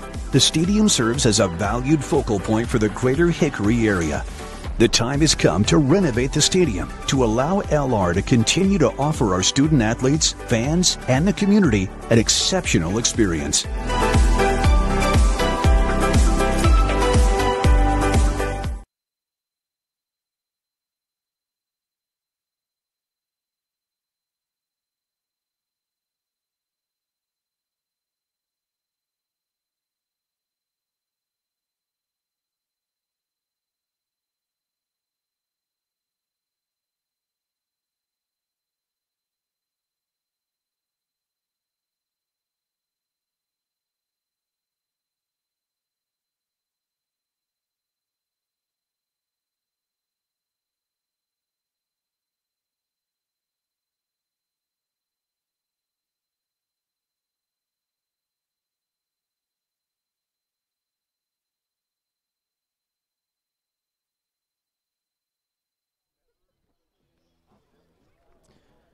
Already the 4th Carolina West called the bullpen today for the Cobras of Coker. Brings in Zach Hinson, making already his 7th appearance of the season. Started a game as well. Started the Erskine game, actually, just on Tuesday. Pitched 3 innings, 4 hits, 1 earned in that one with 3 strikeouts. But we'll be tasked with keeping this a 7-run game as we play here in the bottom of the 4th. Bears 6 runs in the 2nd. Fueled by 7 walks in 1 inning for Coker pitching. And then the Bears strung together 5 hits in a row last inning with 2 outs to score 3 runs. So it's been a little bit of everything offensively today for the Bears. They've watched a lot of pitches go by, super patient when the Cobra pitchers weren't throwing strikes, but then when they were throwing strikes, they've taken advantage. So as we've seen more often than not through the first 18 games of the season, the Bears on offense about as balanced as they can possibly be. The only Bear to not reach base, oddly enough, today is this man, Anthony Perino. And never mind, line drive, base hit right back up the chute. Welcomes Hinson to the game. So now every single Bear has reached base in the first 4 innings of this game. And Tony's got a leadoff single here in the 4th.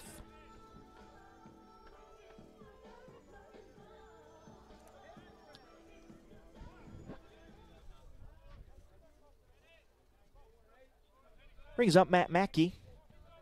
Hit a ball on the screws in the third, but lined out to Hall in left field, who made a really nice play coming in, had to go down to a knee to make the catch. Perino fakes the steal at first. Mackey takes the pitch up and in for ball one. Matt walked, had a marathon at bat in the second, fouled off some tough pitches, was down 0-2, fought it back, earned a walk. Seeing the ball really well right now. Watch that breaking ball bend in for a strike. But back in the starting lineup these past few games and has earned that role. Homered in the last 2 games leading into this one for the Bears.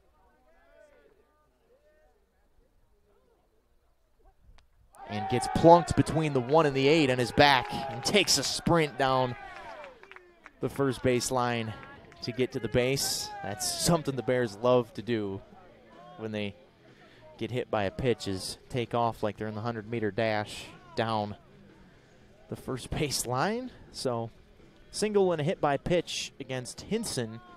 Not a good start to his outing here in the bottom of the 4th. And David Bell, who's 2 for 2 with 2 doubles and 2 runs scored today, digs in. Opened the scoring in this game with a 2-run double in the second to right center field. And then after that, the floodgates opened big time. Ball 1 up at his collarbone.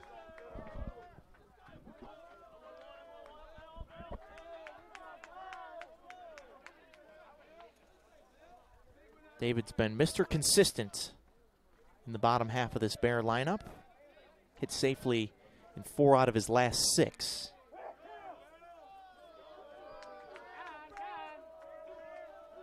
And has a ton of RBIs. He gets a lot of RBI chances at the bottom of the zone because guys like Attiles and Clarno and Perino, who Perino's on second base right now, are on base when he comes up, goes fishing after that breaking ball 1-1. But he gets a ton of RBI opportunities, hitting right around an even 300, probably over 300 now, 295 coming in before the 2 doubles today, so can safely assume he's over 300. But has made the most of his RBI opportunities. He's got 16 of them now.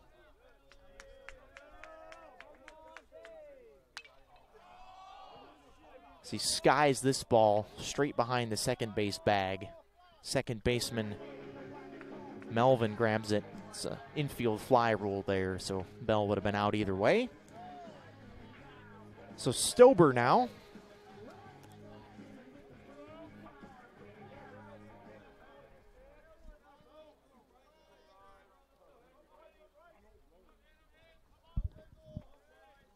Bryce has attempted to bunt in each of his first 2 at-bats. Was successful the first time, RBI bunt single. Unsuccessful the second time. Popped it straight back to the pitcher Ford and takes a strike.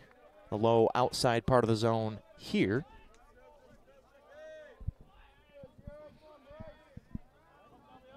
Back in the lineup today. See him catch one of the 2 games of the doubleheader tomorrow. But even though if you were to point out a guy in the starting 9 that probably has been hitting the least, it's Stober, but his versatility and his ability to play multiple positions and hit in multiple places in the lineup makes his value strong enough to keep him in the lineup.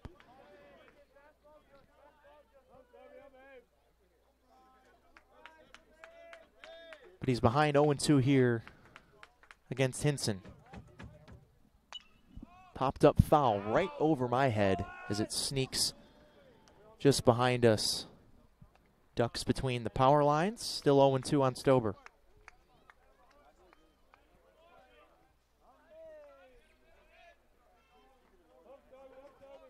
Hinson had a rough outing in the UVA-Y series. In the closest game of that series, it was a 9-8 win for the Cobras over the Cavaliers in the first game of the Saturday doubleheader. Stober pulls his head out and waves and misses for the second out. So after the first 2 men have reached here in the bottom of the 4th, Hinson has a chance to get out of this thing unscathed and put up the first 0 since the first inning for Coker. But only faced 2 batters and walked them both in that UVA Wise outing last weekend. Pitched around a couple of hits against Catawba in a 9-1 loss, but I mentioned earlier the strength of schedule that Coker has played out of conference. They played Wingate, who they'll also play in conference. As Kuda in the top of the order is coming up for the 4th time here in the 4th inning. Takes a ball up and in, and a breaking ball that doesn't spin enough. But Wingate, UNC Pembroke, Mount Olive, Catawba, those are all Southeast Regional powers that you'll see in the Southeast Regional NCAA tournament just about every year, and Coker's been around the horn with them. Kuda, another base hit through the left side. They're sending Perino home. Here comes a throw from Hall. It's cut off, and the 2 out hits just keep on coming. Another RBI for Wade Kuda. The Bears have hit double digits here in the 4th inning. It's 10-2. Second straight inning with a hit for Kuda. Second straight inning with an RBI. He's reached 3 times.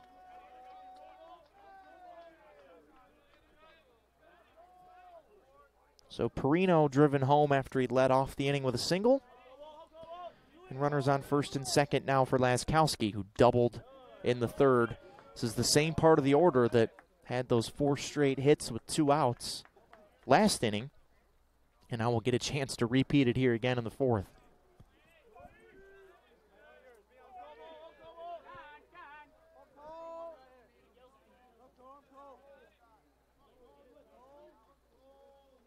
Hinson, the high socks, the lanky righty delivers ball 2.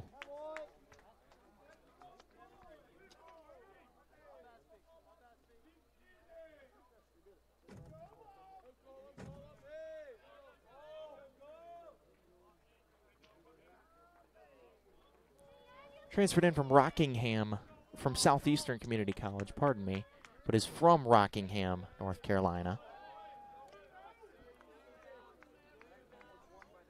Laskowski takes a strike. It's 2-1.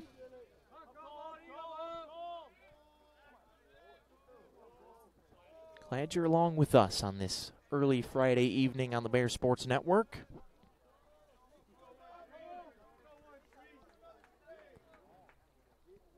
Bears so far so good in conference play.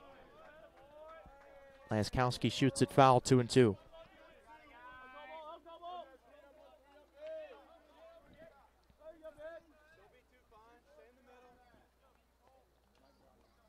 Cole played in the JUCO National Championship last year. Something the Bear coaching staff went and watched him play in from New York, very near Niagara Falls, actually, the American side of one of the 7 wonders of the world. And Laskowski punched out on the corner, and the side is retired. But the Bears score again. 6 in the second, 3 in the third, 1 in the 4th. As we're through 4, 10-2 Bears in the conference opener on the Bear Sports Network.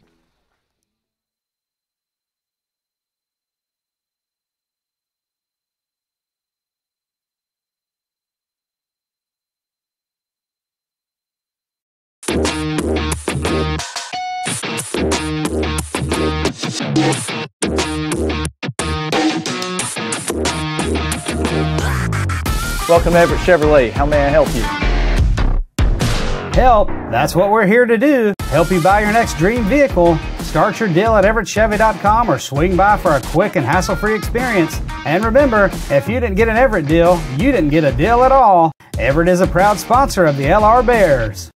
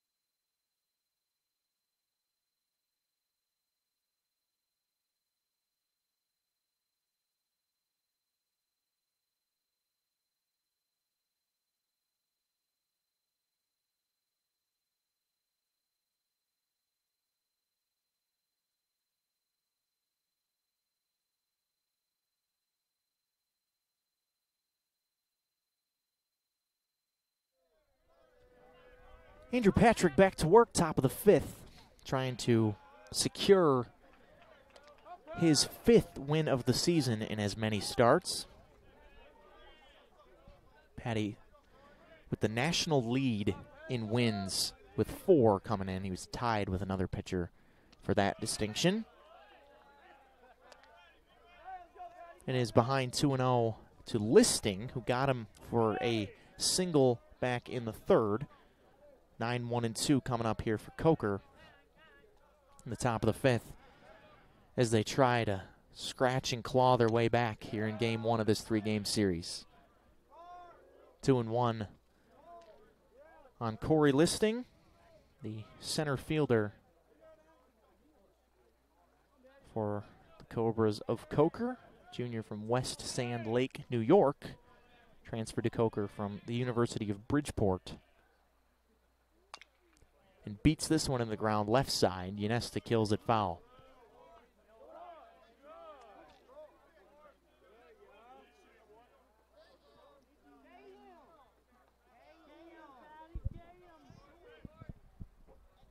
"27 games a year ago for Corey.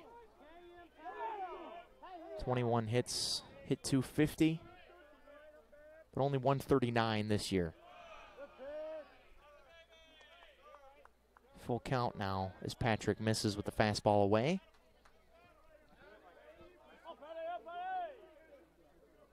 Two walks for Patrick, trying to avoid making Listing the 3rd. Ground ball left side, big hop for Ynesta, behind the bag, has to hurry, and Perino skips it and bails out Ynesta for out number 1. So Patrick gets the leadoff man here in the 5th. Certainly in great shape. Pitch count-wise, that was only pitch number 65 right there here in the 5th. So certainly poised for longer than just these 5 innings, as nobody is even down in the bullpen for the Bears. 3rd time through the lineup now with Hall, who takes a breaking ball up at his chin. Riley fly out on a walk, scored one of the 2 runs in this one for the Cobras. Checked the swing and did go, says the third base umpire. 1-1.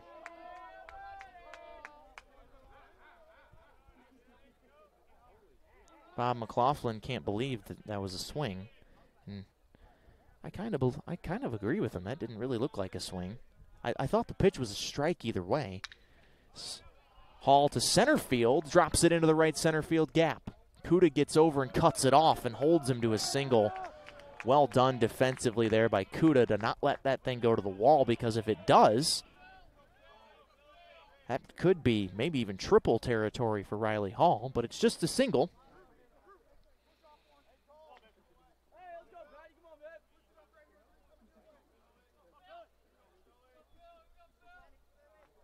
And with 1 gone here in the 5th, Phil Griffer, who had a phenomenal season at shortstop for Coker, got 2 of the best shortstops in the SAC on display here this weekend. Griffer and Attiles, both over 400. Attiles nearly 500 on the year. And Griffer already has an RBI single in this one. Drove in the first run of the game for Coker. Takes a breaking ball in the corner, 1-1. Cobras have scattered 4 hits throughout this game against the Bears. Mentioned earlier that these 2 met last year in the SAC tournament. Coker bested the Bears 4-2. They met 5 times last year, 4 of them here in Hickory. Bears won 3 out of 4 here in Hickory, but Coker, as I mentioned, won the one that mattered the most. 4-2 in the SAC tournament. Played just about their perfect game. Had 5 or 6 plays in the game defensively that, or I would say, qualify as web gem category.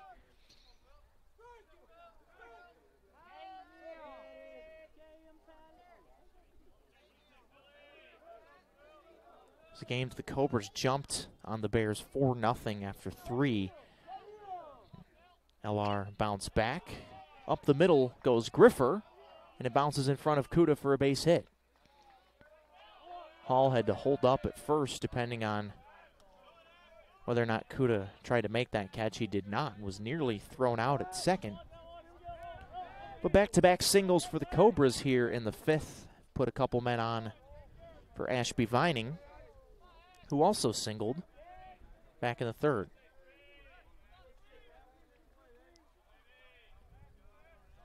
Actually, pardon me, it was not Vining that singled. I was looking at Griffer's line. So Griffer's 2 for 3. Ashby's 0 for 2 with a ground out and a strikeout.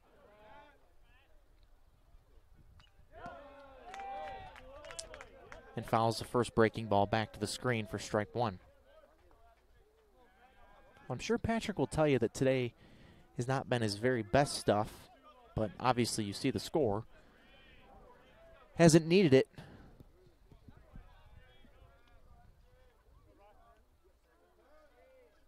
Works the first base side of the rubber. Pauses and delivers. Ground ball up the middle. This could be two. Atiles Laskowski, tailor-made. 6-4-3 double play. And the side is retired. A couple of hits don't hurt Patrick. He's in line for win number 5 this season. If the Bears can hold on to this 8-run lead, we'll try to expand on it when you come back. It's 10-2 Bears on the Bears Sports Network. Cordell Harris Insurance Agency, a family-owned and operated business serving the Hickory area since 1981, where we strive to take care of you and your den like family. As an independent insurance agency, we offer a vast spectrum of coverage for your commercial and personal insurance needs with our extensive network of providers. Cordell Harris Insurance Agency is a proud sponsor of Lenoir-Rhyne Athletics. Protect your den with Cordell Harris. Go Bears!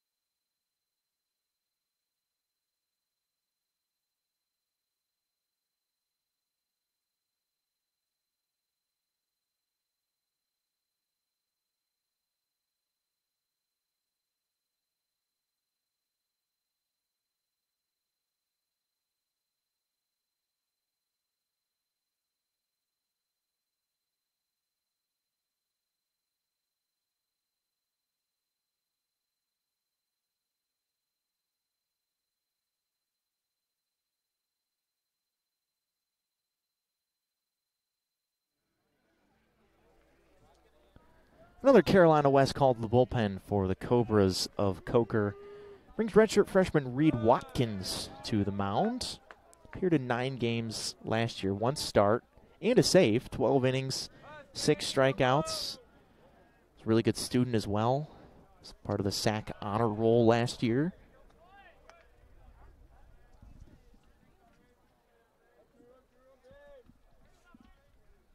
Three, 4, and 5 due up for the Bears. Unesta, Tilles, and Clarno, so he will certainly have his work cut out for him here against the heart of the Bear lineup. But ahead 1 and 2 to Drew Unesta, who's 1 for 2 with a walk and a pair of RBIs today. Transferred from Florence Darlington Tech, did Watkins. Couple of scoreless outings in a row coming into this one.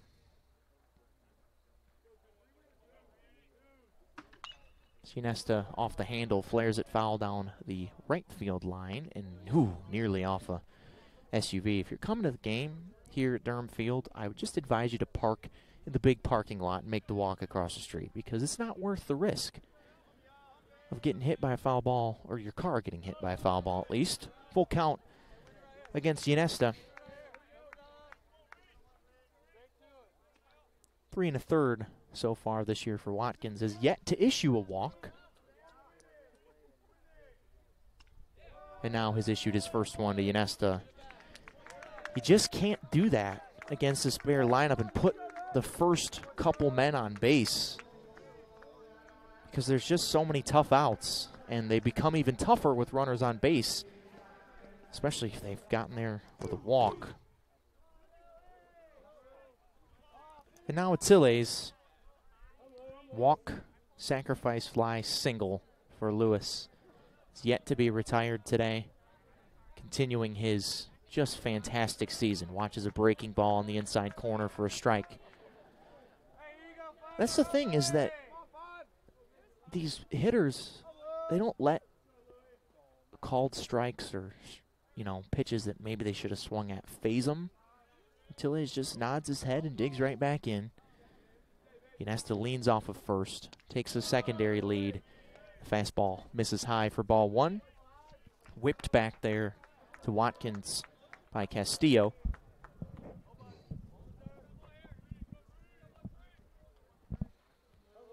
Looks like Austin Blevins down there warming up in the Bear bullpen. Wonder if Patrick's day is done. 2-1 on Attiles. Patrick has thrown 74 pitches through 5. I would think that they would like to send him out there for the 6th, but I don't know. We'll see. Hasn't, as I mentioned, had his best stuff today, but it certainly hasn't been bad. Ynesta out on his front foot. Attiles behind the curveball, 2-2.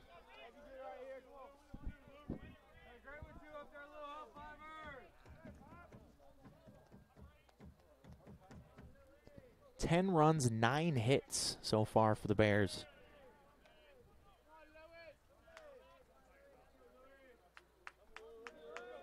Bears are 7-0 this year when scoring 10 runs, and 13-0 last year when scoring 10 runs. 2 out of those 13 came against Coker on back-to-back days. Cobras came here last year in the season opening series and did not fare very well. Gave up 27 runs in 2 games, and off to a similar start here in this series. Attiles fighting hard. Another 2-2 is time was called. Thought I was tripping out there for a second with the ball not coming out of Watkins' hands, but Attiles had called time. The umpire granted it to him. Looks like Andrew Patrick's day is done, given the conversation he and his head coach are having. Attiles chops one through the right side for a base hit. Everything going right at the plate for him right now. And the first 2 men are aboard here in the 5th for the Bears.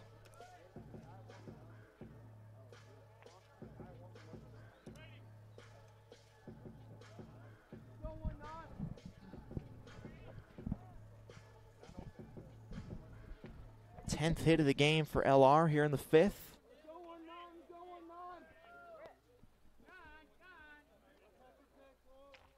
And now Clarno. Hit a ball super hard last time. Narrowly missed extra bases and a couple of RBIs. As Vining, the right fielder, made a really nice play on a ball in the gap.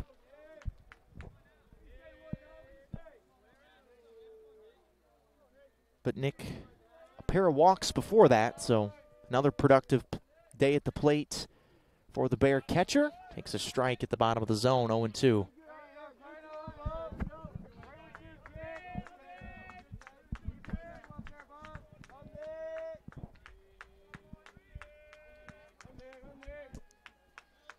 Ynesta walk, Attiles a single.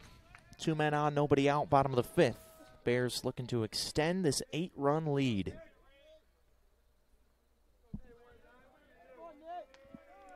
And we'll see the Bear bullpen coming up in the 6th. They've just been lights out. Clarno to right. This will stay in the yard as Vining makes the catch. Ynesta will try to move up to 3rd, and Will standing up. So a productive at-bat for Clarno moves Ynesta up to 3rd. And now Perino gets a chance to add to his team-leading 26 RBIs.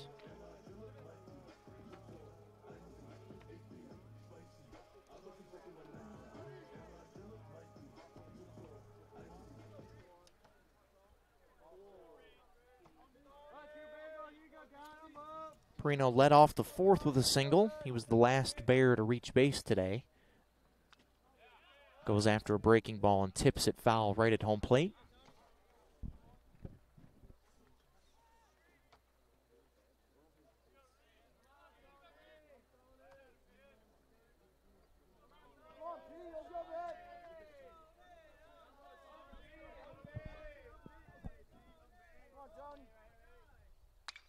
And Perino flares this one the other way. This is big trouble as Vining runs, but it lands just foul.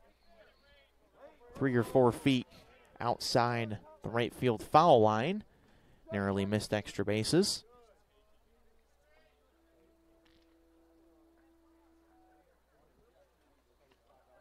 And 0-2 on Tony.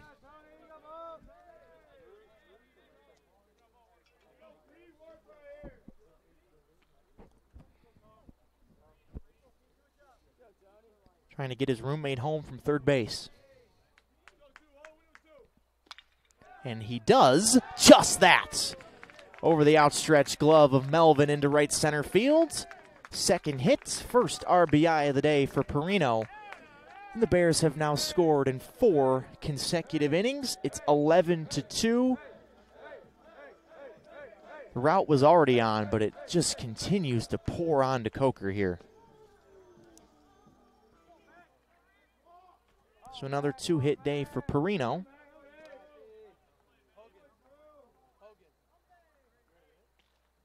Extends his hitting streak to 3. Ginesta's now is 7, by the way. Mackey takes a strike at the top of the zone.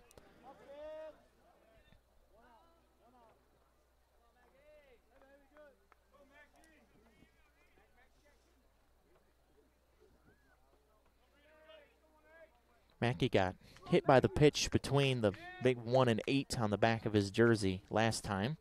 Wisely holds back on a slider up at his throat, 1-1.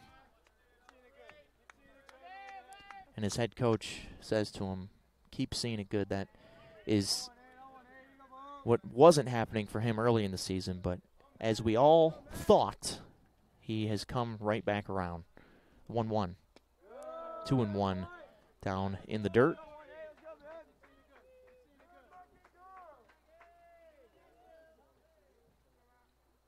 So 2 more hits in this inning. Bears have 11 hits to go along with their 11 runs.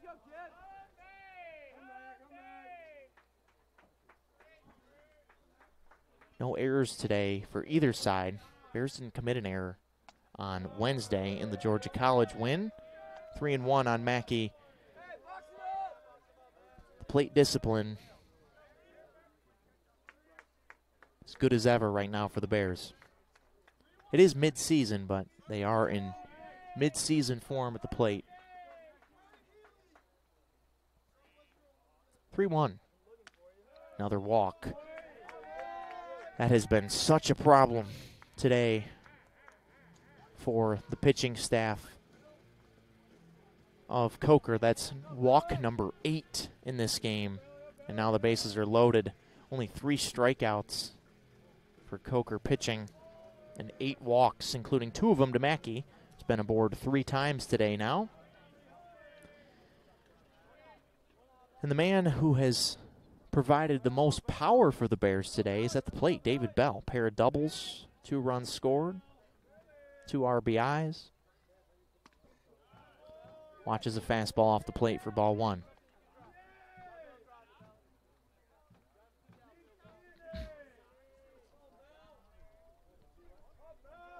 Really good crowd here on a Friday night, and seen obviously the weather's we've been really lucky on these homestands. This is home game number 14 this season for the Bears. There's a back pick to first, and it's misplayed, and Atiles will come in to score. Hannah couldn't grab it.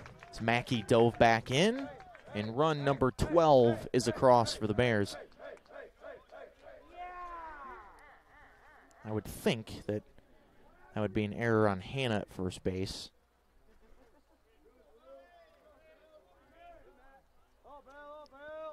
But the weather's been great. This is home game number 14. The Bears are a perfect 13-0 at home this year. Bell pops it foul 1-2.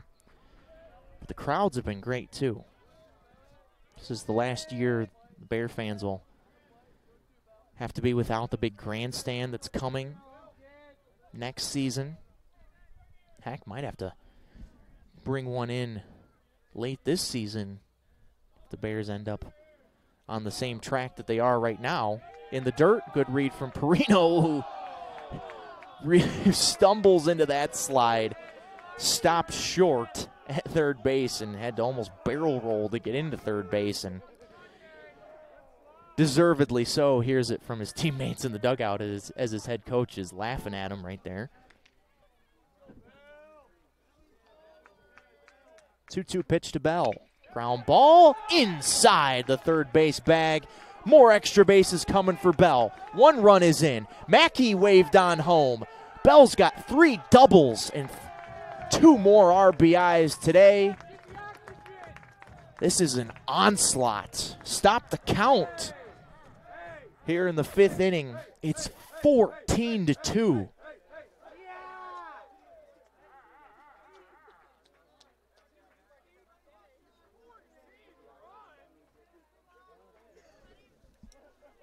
Goodness gracious. Watkins coming out. And another Carolina West called the bullpen. Ethan Graham coming in. We'll tell you about him when we come back. Just an absolute annihilation today in the conference opener for the Bears on the Bears Sports Network.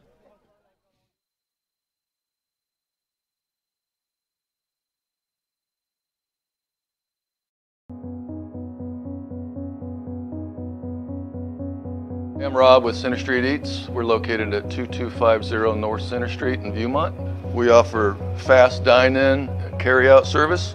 Usually your prepared meals at lunch from 11 to 3 are ready within 5 minutes. Center Street Eats also offers prepared meals and snacks, protein bars, smoothies, and so much more. We can accommodate most allergy restrictions and can adjust our weekly menu to comply with the most current trending diets like keto and paleo. Street Eats has helped fuel the sports programs at Lenoir-Rhyne for over 10 years now. We work with every program on campus, and we look forward to working with them again.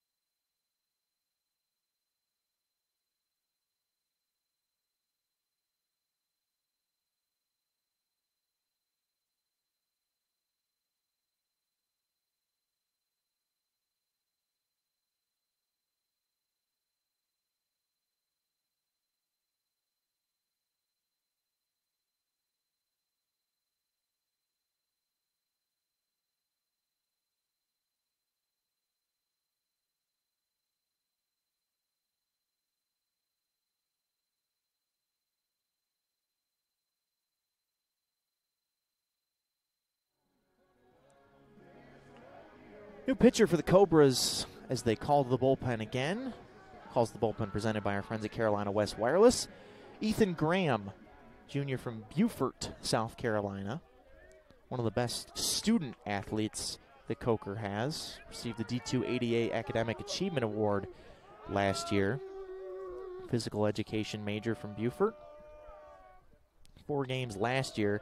Facing a pinch hitter in Hogan Stallings here in the bottom of the 5th. The Bears have already put 4 runs on the board in this inning. They've scored in 4 consecutive innings, 6 in the 2nd, 3 in the 3rd, 1 in the 4th, 4 in the 5th, and have just blasted Coker pitching to the tune of 12 hits so far. 3 doubles for David Bell, who just drove in 2 more runs. He's got 4 RBIs today. Hogan Stallings 1 for 4 this year in limited action. But gets an at-bat here in conference play in the 5th and is ahead 3-0. And, you know, I've talked to Coach Ramirez about this, about, you know, the Bears have had a lot of these types of games, blowouts, that they've been able to play a lot of guys late.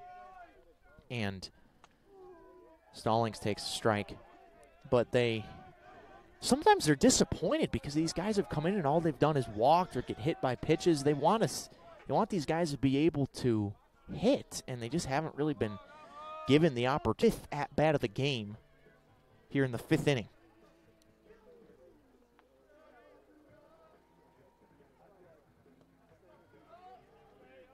He's had an at-bat in each of the first 5 innings thus far. 2 for 3. 2 RBIs, 2 runs scored for Wade as his scorching hot start to 2022 is continuing. And I don't even know if you can call it a start anymore. It's just, he's just awesome. I mean, there's no, I mean, this is game number 19 this season for the Bears. That's enough of a sample size to say it's more than a start to the season. The 0-1 hits softly to short. Griffer charges, and they barely get Kuda by a step at first to retire the side. But 4 more runs in the bottom of the 5th inning for the Bears. They've got 2 touchdowns on the board. It's 14-2 LR. So we're just finishing up the 5th inning on the Bear Sports Network.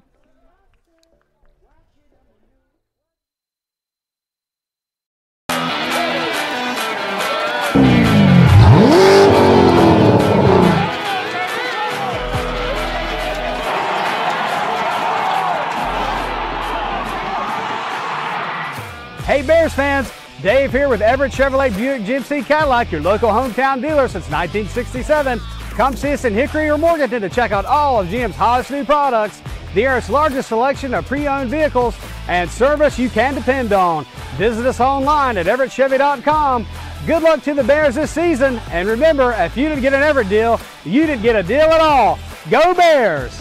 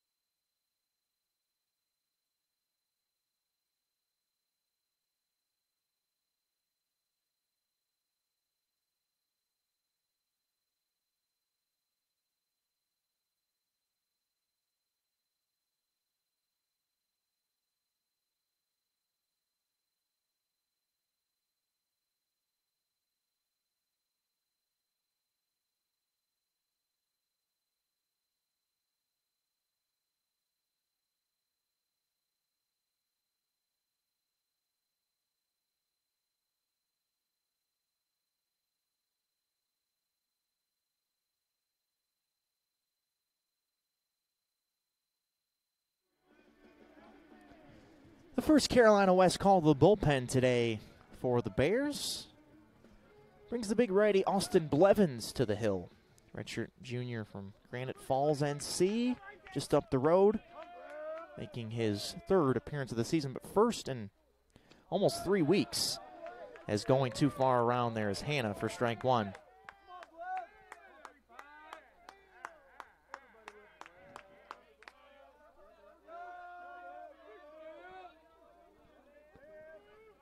Giving up 3 earned in 2 innings so far. Laskowski on a hard hit ball onto the green turf.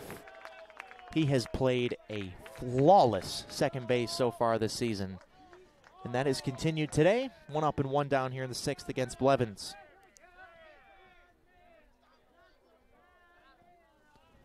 Coker's done some decent things offensively. You know, they got 5 hits in 5 innings against Andrew Patrick, which is a lot more than a lot of teams can say. but the pitching has just not been there, and a lot of that has to do with the Bears offensively, as Jeff Coate takes a pitch down and away for ball one from Blevins.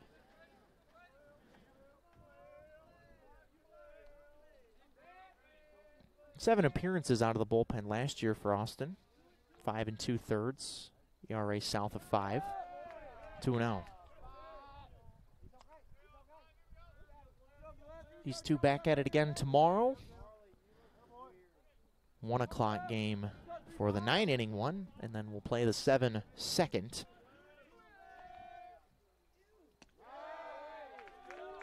There's a strike on the corner, which I'm just going to air this publicly because it doesn't make any sense that we play the 9-inning game first and the 7-inning game second. I am of the belief, as kind of a baseball purist, that we should just play 3 9-inning games. Like, baseball's meant to be played in 9 innings, and I know that Chris Ramirez shares my view on that. But if the first game goes to extra innings, then we can just play 7 in the second game, right? I mean, it's too logical, right? So on the 3-1 pitch, Blevins hits the corner, and the count is full. I don't know, just play 3 9s if we're going to be backwards about it. I'll just step back off my soapbox here, but it's just dumb. It's a dumb scheduling decision. 3-2 is chopped foul hard down the left field line. This is a Bear bullpen that has just been excellent over the last 2 games. The last 2 games, this bullpen has logged 14 innings, 7 innings in each of the 2 games. Obviously, there's a 13-inning game in there that required a little bit more out of the bullpen. But in those 14 innings, they've given up 8 hits and 3 earned runs. Blevins gets a glove on this one, has to hurry, and safe is Jeff Coate at first. Blevins did well to knock that ball down, prevent it from going into center field. Took that one maybe off the leg. Seems to be fine. That's a big man on the mound right there. But a single for Brady Jeff Coate is the 6th hit of the game for Coker.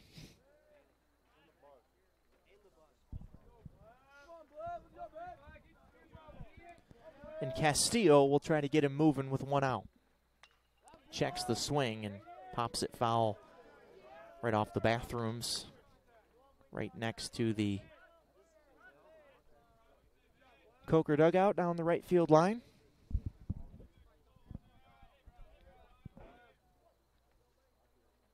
Things have really chilled out here, temperature-wise. Blevins nearly throws that one away, but it ends up being a close play at first. We started low 60s. The temperature on my weather app right now says 57, but I'm not sure I believe that. The sun has set here. Still some glimpses of sunlight, but the sun is down.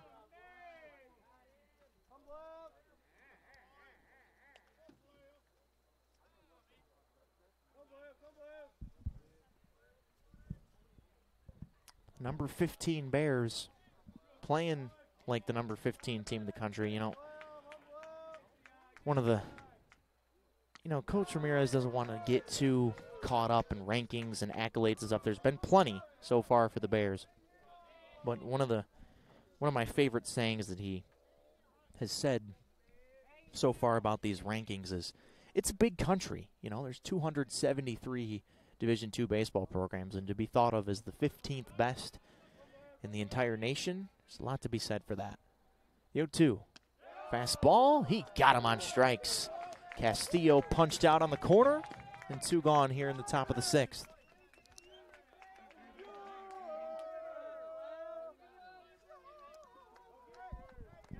LR bullpen this year, the ERA is 3.13 in 72 innings. That was a point of weakness last year for the Bears. They lost a lot of close games late because their bullpen wasn't able to hold it as the first base umpire jogs on in and cleans off the rubber. but they're 7-0 this year. LR starters are 10-1, about to be 11-1 with Patrick's win today. Starters have logged 96 innings. Bullpen, not including these 2 outs here for Blevins, has logged 72 innings. And Williams, who homered in the conference tournament game that these two played last April, takes a strike. He's 0 for 1 with a walk today. The bullpen in 72 innings has struck out now 119 batters after that strikeout by Blevins. Starters have struck out 132, so the strikeouts per inning higher from the bullpen so far. And it's been a couple of freshmen that have really emerged as go-to guys, and Spencer Floyd and Caleb Cockerham, who I'm not sure we'll see either one of those guys tonight given the lead, but seeing more lightly used guys like Blevins, who misses there. It's 1-1.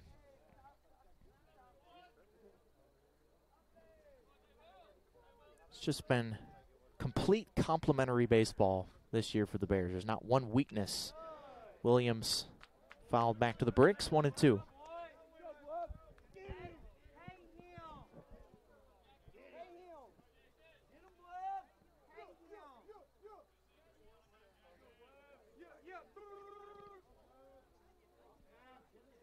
Blevins trying to work around the single.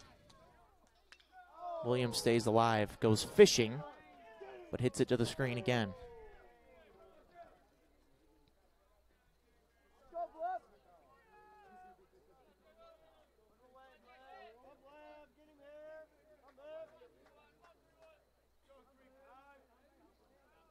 Pair of midweek games coming up for Coker. Blevins fastball flies high, 2-2. Got Belmont Abbey and Limestone both coming in for Limestone, obviously a SAC opponent, but that's a non-conference midweek. Belmont Abbey's a good squad, so the schedule doesn't really lighten up because then they go to Francis Marion next weekend. So Coker started their SAC season a weekend before everyone else, but everyone else playing next weekend. And Laskowski on the left field side of second base grabs it, and the side is retired. So a 0 put up for Austin Blevins in the 6th. Bears will try to add to this lead when you come back to Durham Field. Play hard if you use your feet to chase fitness goals. If you stand all day at work. Introducing True Energy Infrared Technology Socks. These may be the best socks you ever wear. Our yarn is infused with infrared nanoparticles. Your body's natural heat ignites these tiny particles, producing infrared energy that improves circulation and stimulates cellular recovery. It's not magic, it's rocket science. The perfect sock for your active life, for fitness, performance, recovery. Proven innovation to ignite your true energy.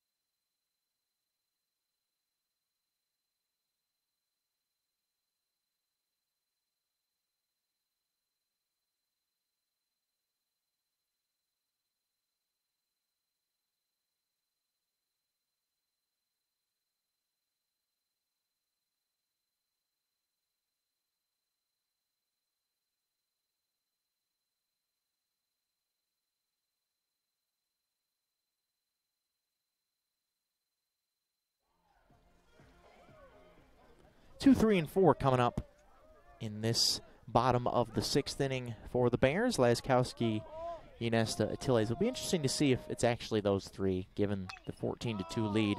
And Laskowski pops this one up left side. Jeffcoat into foul ground right at the edge of the bricks. Reaches over and makes a great catch.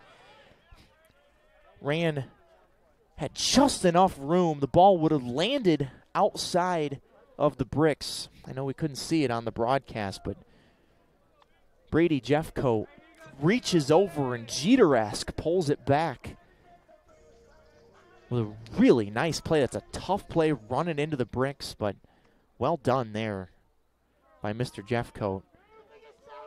And one pitch and one gone here in the 6th as Ginesta leans out of the way of the chin music for ball 1. It's a really difficult play that Jeffcoat made look pretty easy.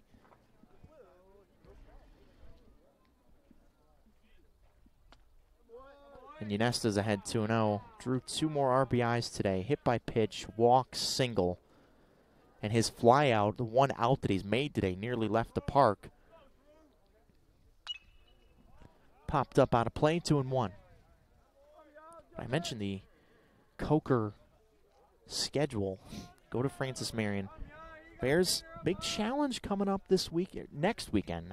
Well, this weekend as well, obviously 2 more games with Coker tomorrow, but next weekend, Ginesta fouls another one off 2-2. Going to Tusculum, a place that has not been kind to the Bears over the years. Went there for a midweek last year. Lost 8-2. Ginesta waves the bat at it and grabbed on the mound there. Really nice job by Ethan Graham, the pitcher, who snags it. Shuffles it to first to get Ginesta, 2 up and 2 down. A welcome sight for sore eyes there in the Coker dugout to see the first 2 guys of the inning retired.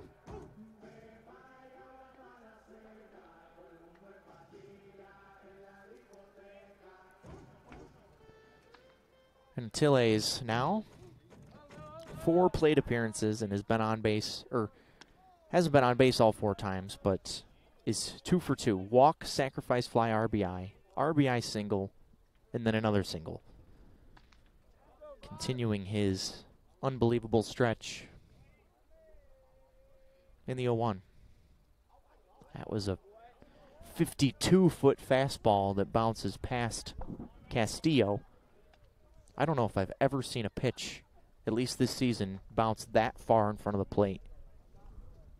Goodness.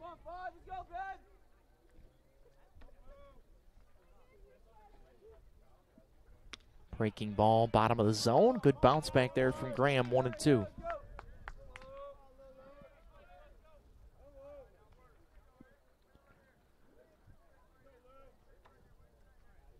Coker, oddly enough, offensively, they've left 1 single man on base in the last 5 innings. The only 1-2-3 inning the Bears have had on the mound was Patrick's 5-pitch first inning.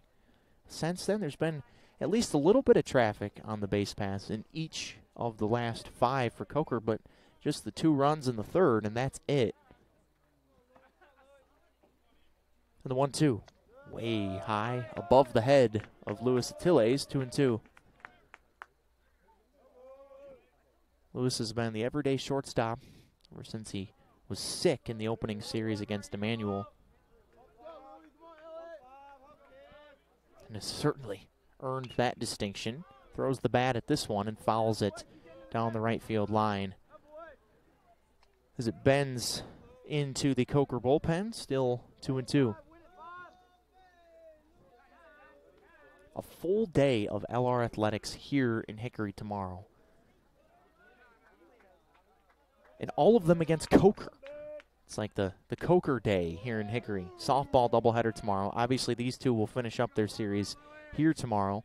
And then Coker lacrosse as well, both women's and men's coming between the bricks. So I'm not sure I've ever seen that. So many teams from the same school traveling to one place. We'll have all of them for you here on the Bears Sports Network tomorrow. Looking forward to it. Full count pitch to Tilles, ball 4. He's basically impossible to get out right now. He's got his 2nd walk of the day.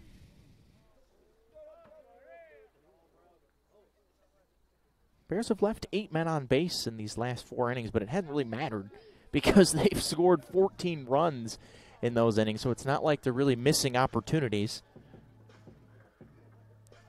But a 2-out chance for Clerno. 2 flyouts in a row to right field for Nick.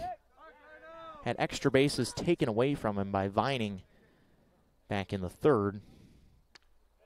Takes a strike at the bottom of the zone. Probably the last time you'll see these guys tonight. On their 5th trip through the lineup already. Probably see some replacements coming soon. Clareno's down 0-2. Good changeup there from Graham to find the inner half. Took something off the fastball. Looks like it'll be Scott Metzler next out of the bullpen. First time we've seen him on the mound in a while after he had some control issues, so hopefully for him and the Bears, he's got those corrected. 1-2 on Clareno.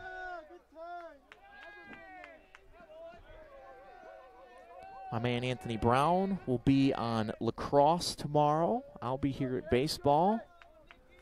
Our guy Joe Smith, professor here at LR, Professor Smith, will be on the mic for softball. Clareno goes the other way again, and another unbelievable play out there in right field by Vining. Second time today he's taken extra bases away from Clareno, and the side is retired. First time in 5 innings the Bears haven't scored.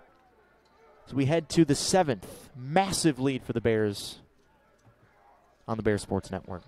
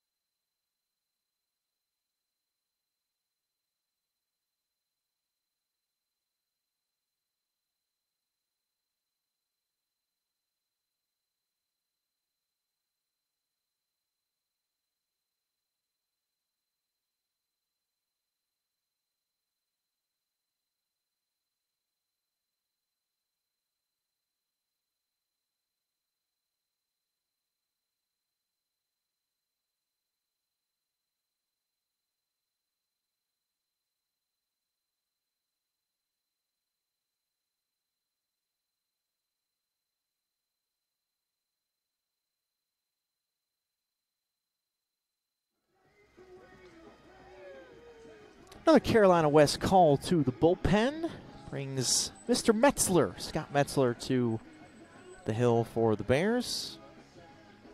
Transferring from Rockingham Community College, where he's a dual threat guy, I guess. I think of that more as a football term, but can hit and pitch is what I'm trying to say. And will bring it 90s on the mound when he's right. Facing 8-9-1 in the Coker lineup, and Melvin fouls the first pitch off. The problem with Metzler, they had a really good start to the season on the mound, but the problem has been command. I mentioned earlier that they've worked out the kinks in the radio for Clareno as they've moved it from his chest protector to his belt. They've put the radio down on his belt to get the pitch calls. So Derek Beasley comes out to fix it. The 0-1. Groove down the middle, strike 2. So a good start command-wise for Metzler, who really, they haven't been able to use him on the mound of late just because the trust in him not walking people hasn't been there, but he's seems to be dialed in tonight. So Melvin stays alive.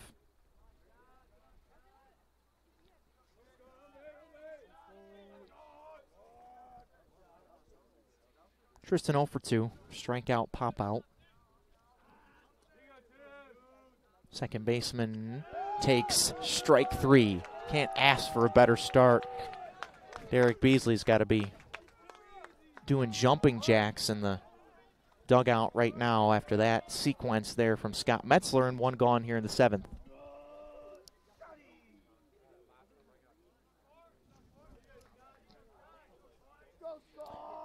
Now Listing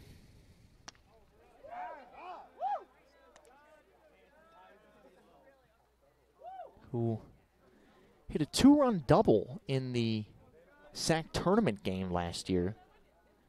Coker jumped ahead of the Bears 4-0. 1-1 on Corey here. Bears bounced back, scored the final 2, left tying run on base in each of the last 2 innings of that game as they just weren't able to scratch and claw their way back. But different story tonight. Listing has his second hit of the day. Hard single between first and second. The 9-man for Coker is aboard for the second time tonight. And the 4th time through the lineup, starting now with Riley Hall for the Cobras.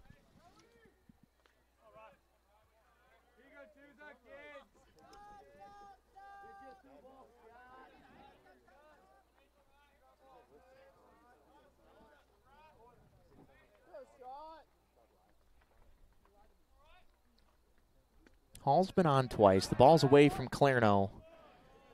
And a good jump from Listing moves him up to second. Wild pitch there on Metzler.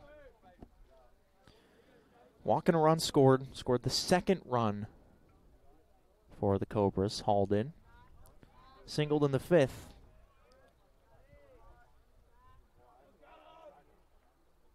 Was erased on a double play that got Andrew Patrick out of a jam. Ended his day. 2-0. This is the worry that Metzler, with the runners on base this year, has not had a whole lot of command. Hopefully for him and the Bears, the story changes here tonight and moving forward. 2-0. Strike at the top of the zone. 2-1.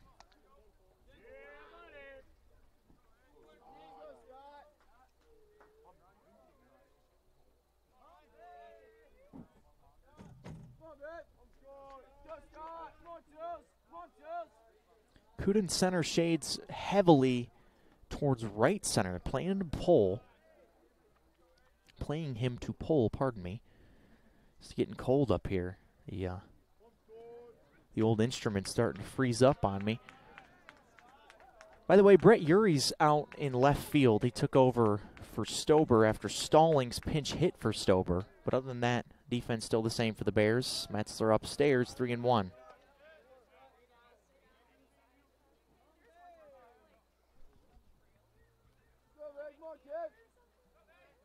Lots of bodies down there in the Bear bullpen right now, but nobody warming up.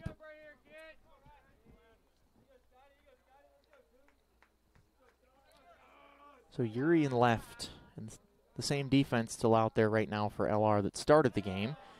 And there's ball 4. So after Metzler struck out Melvin, he walked Listing and Listing got a base hit and Hall walked.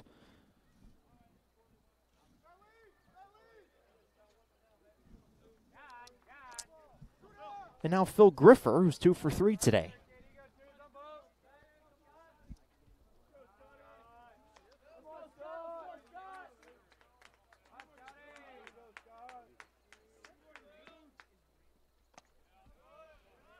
Griffer, the preseason second-team all-sack shortstop, Michael Dansky at Wingate, who obviously reigning national champions have a lot of representation on those lists, is the first-teamer, but Griffer certainly living up to that billing so far this year. Tips that into the glove of Clarno, a ball and a strike.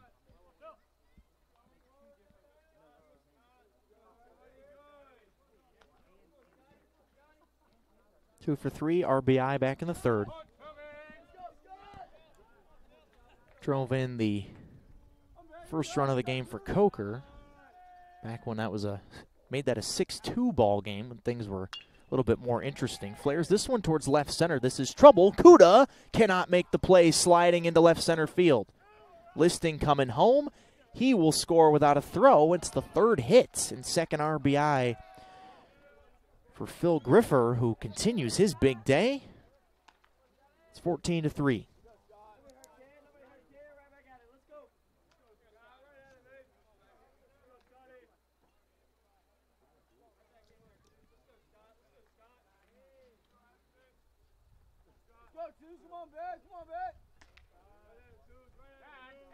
It's the sixth double of the season for Griffer, who has raised his .400 batting average today with 3 hits. He's got 3 of the 8 hits.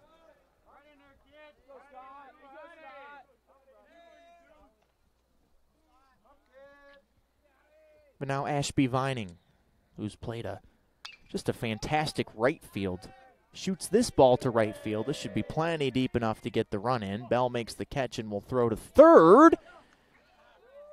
And Griffer is safe. Sac fly RBI for Ashby Vining, and a 2-spot here in the top of the 7th for Coker.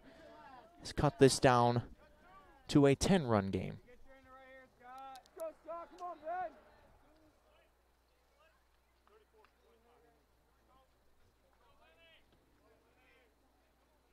It's the 4th RBI of Vining's freshman season.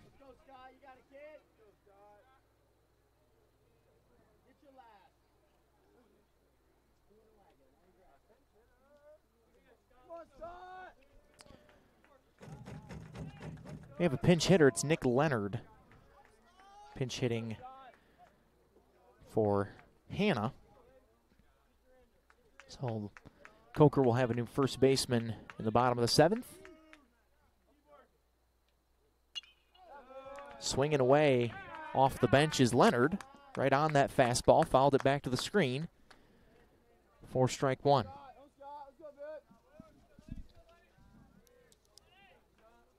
So Hall, the leadoff man with 2 runs scored, and Listing, the 9-man with 2 runs scored. So 2 guys have scored all 4 of the runs in this game for the Cobras as Metzler loses the handle on that one. Flipped home, and they get him.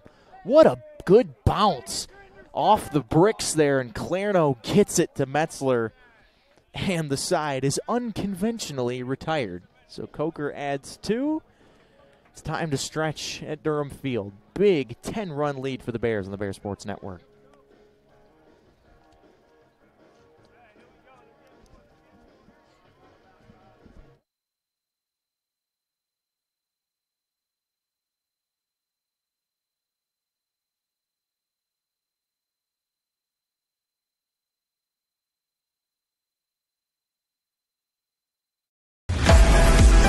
Moret Stadium is an iconic part of LR Athletics, hosting games, tailgating, marching band competitions, sports camps, and graduation ceremonies. The stadium serves as a valued focal point for the greater Hickory area. The time has come to renovate the stadium to allow LR to continue to offer our student athletes, fans, and the community an exceptional experience.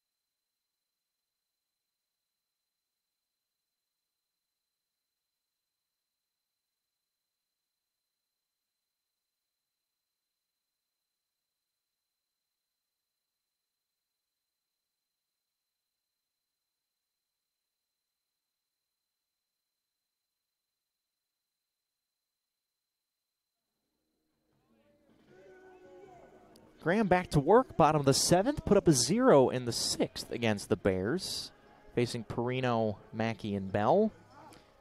Excuse me for my voice, it's not all the way back. Lost it late last week, and it's on its way back, but still not fully recovered. Perino, 2 singles and 2 runs scored in his last 2 at-bats. Also an RBI in there. Waves and misses at the first fastball. Plenty of runs tonight for the Bears. Just got to get through these last 6 outs if you're Coker.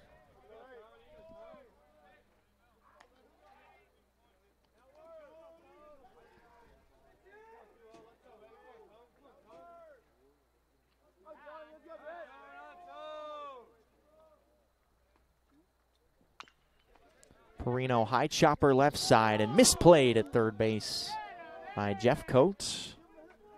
Probably was going to beat it anyway, but Jeff Coates played it on the short hop. It's all he could do, didn't have a choice.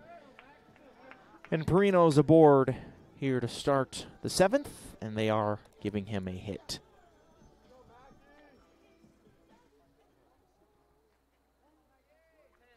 I agree with that ruling. Our main man, Jason Stubbe, over there scoring. So now Mackey takes ball 1 upstairs.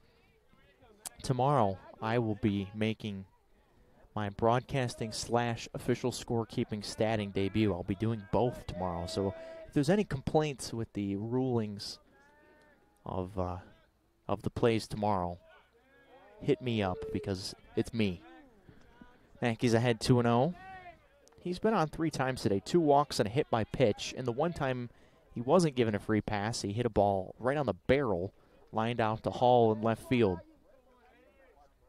So, all in all, a good day at the plate for Matt. And the 2-0. Strike on the inner half. Graham's battled. He's been by far the best pitcher in this game for Coker. Made a couple of nice plays defensively off the mound, fielding his position as well.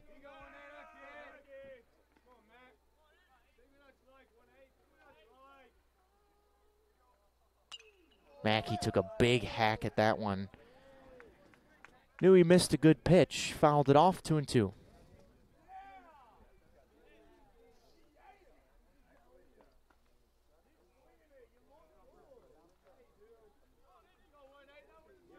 Another beautiful night in H-Town. Little chilly, but it is still March. Mackey tips the slider into the glove of Castillo and is the first out of the 7th.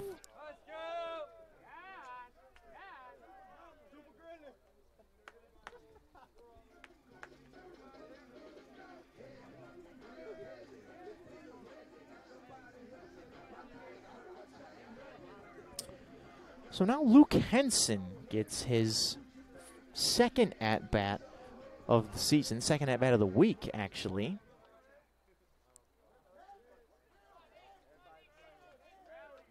No, I'm sorry. Not second at-bat of the week. But walked and scored a run in his only at-bat a couple weeks ago against Shippensburg. That was another blowout game. Been in the program, just one of the teammate favorites. You know, there's always guys on the team that there's a little extra juice when they come up to the plate. And Henson is one of those guys, a senior from Apopka, Florida. 9 career games for the Bears. But just a lifer. Goes after breaking ball in the dirt and is down 0-2. But it's good to see him getting rewarded for all his hard work here with an at-bat in a conference game, the conference opener. He's pinch hitting for David Bell, so I assume he'll go to right field defensively next half inning. 0-2 pitch. Breaking ball, beat into the ground to short. Picked up by Griffer, spun, and they cannot finish the double play. Had him beat. But Leonard at first base couldn't squeeze it, so Perino The lead runner retired at second, but Henson reaches on the fielder's choice.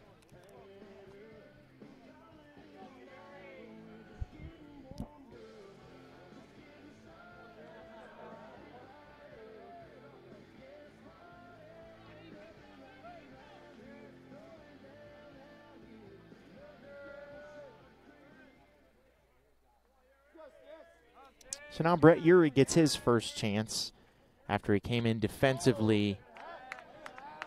Hogan Stallings pinch hit for Stober in this 9 slot last time up in the 5th, and then Urey entered defensively after that. So now, first time this spot has come up since then. So Brett gets an at-bat.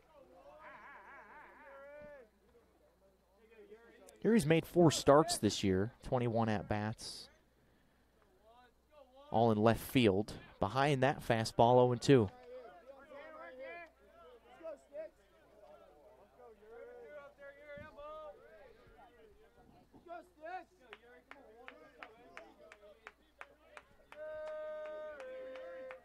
Six for 21. The average is 286. 3 RBIs. That average is higher now. A line drive base hit to left field.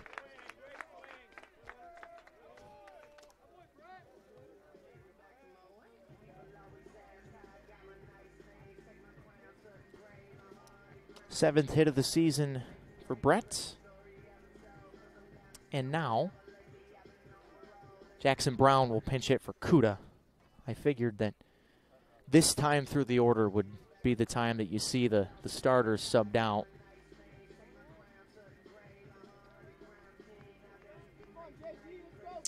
Brown, 5 games, 3 starts in left field this year.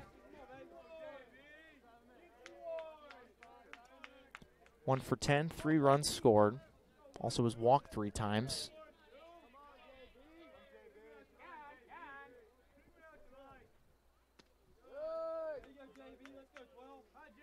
Played really well defensively when he's been in the corner outfield. Has made a couple of nice lunging, diving plays out there in left field to help his pitching staff out.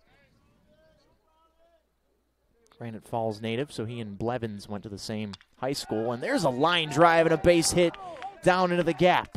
Henson, as the ball gets past Listing in center, will score easily. Jackson Brown, an RBI, his first of the year. And the Bears answer the Cobra 2 runs in the top half of this inning with one of their own. Run number 15 tonight.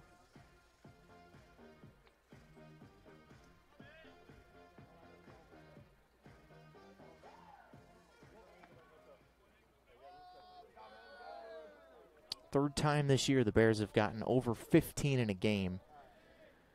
They had 16 and 18 in back-to-back just throttlings of Shippensburg in the final 2 games of that series.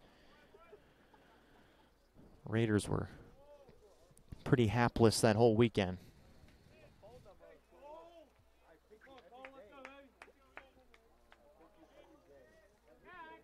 So Laskowski still in the game for now.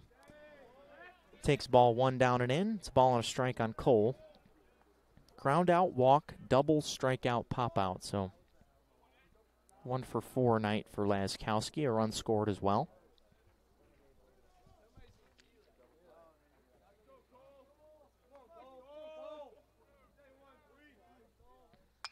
And he's got his second hit of the night as the Bears have just started to tee off. Brown could have scored as Listing is misplayed the ball in center field again. It's actually Trip Kimmel out there, so it's not Listing who has misplayed the last 2. Defensive substitution for Coker. Second hit of the day for Laskowski, another RBI.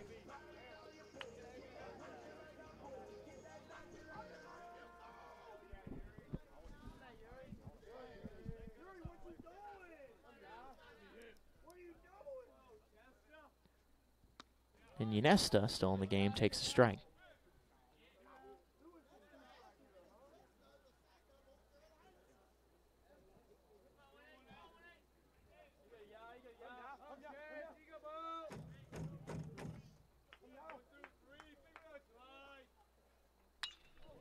Ynesta, deep center field. Going back is Kimmel, and he backs up and grabs it onto the warning track to retire the side. Second time Ynesta's flown out to the warning track in center field in this game. But the Bears answer the 2 runs that Coker put up in the 7th with 2 of their own in the bottom half. We head to the 8th, 6 outs left between the Bears and their first conference win of 2022 on the Bear Sports Network.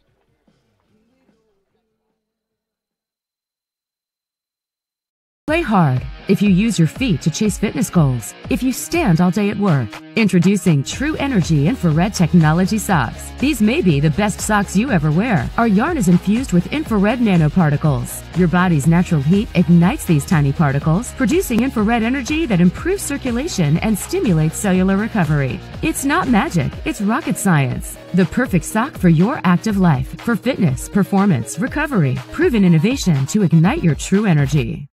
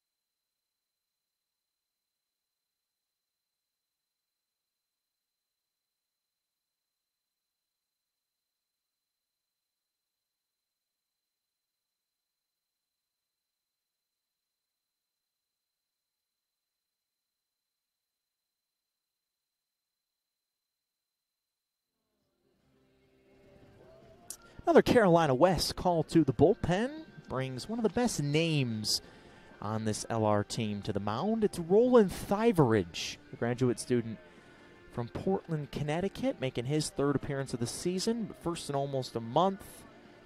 2/3 of an inning against Goldie Beacom back on February 12th. Scoreless inning with a strikeout in the season opening series against Emmanuel. And now Leonard leads things off here in the top of the 8th. And the first pitch, curveball, is dropped in perfectly out of the pen. First pitch in a game in nearly a month is perfect for strike 1.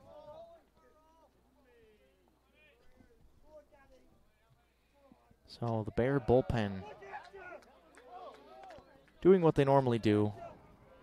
Pitcher by committee. Each guy gets an inning, and that's a philosophical decision by this coaching staff. It's not that, guys, they only trust guys for an inning. It's, I think if you change the looks up and hitters only see a guy for, 3, 4, 5 at-bats, that it just keeps the opposing team off balance. So that's why you see that, even though occasionally you'll see a guy do 2 innings, but for the most part, it's just single innings out of the bullpen, and they have the depth to do that.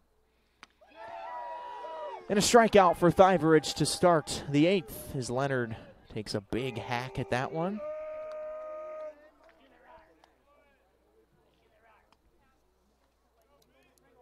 Sixth strikeout of the night for Bear pitching, which is pretty modest considering their history.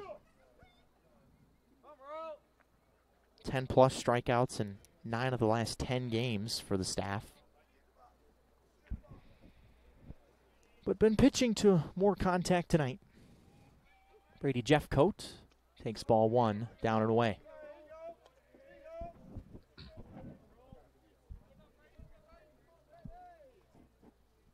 Back at it tomorrow, 1 o'clock.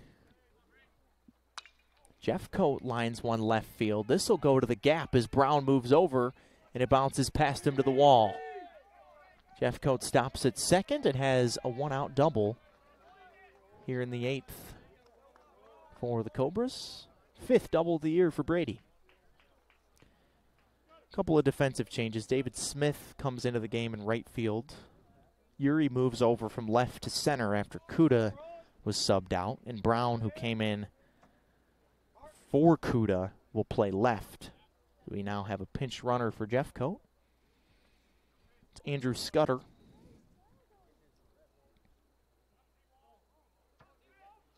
Freshman from Greer, South Carolina. Will run here in the top of the 8th with 1 gone.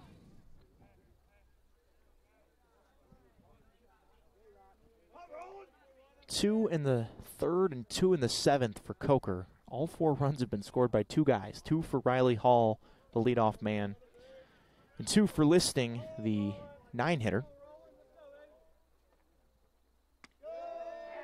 There's a strike to another pinch hitter for Coker, Zach Wall, backup catcher hitting for Castillo.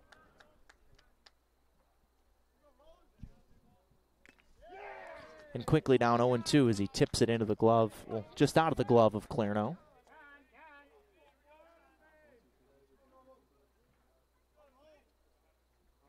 According to the stats, this is the first at-bat of the year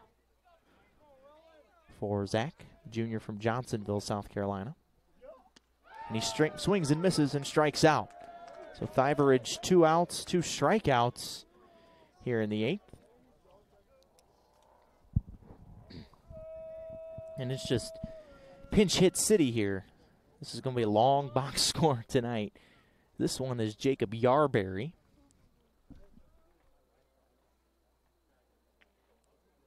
The freshman from Royal Oak, Michigan. Shout out Michigan. From my home state. Went to Detroit Country Day, which is an athletic power known as a really strong athletic program in lots of sports, including baseball. Yarberry in search of his first collegiate hit. Thiberidge takes something off there and misses down and away from the righty Yarberry for ball 1. Royal Oak, a suburb of Detroit. So the town that a lot of the professional athletes in Detroit that play in Detroit live. There are a lot of guys that play on the Detroit Tigers, Detroit Lions, Red Wings, I said the Tigers already, Pistons, that are residents of Royal Oak. It's a very, very nice area. And the 1-1. Touch below the knees, 2-1.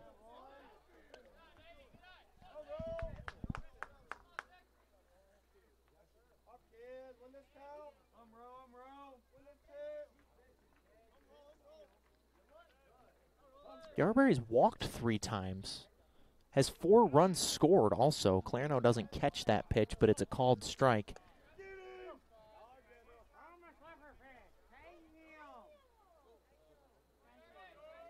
He's 0 for 10 at the plate.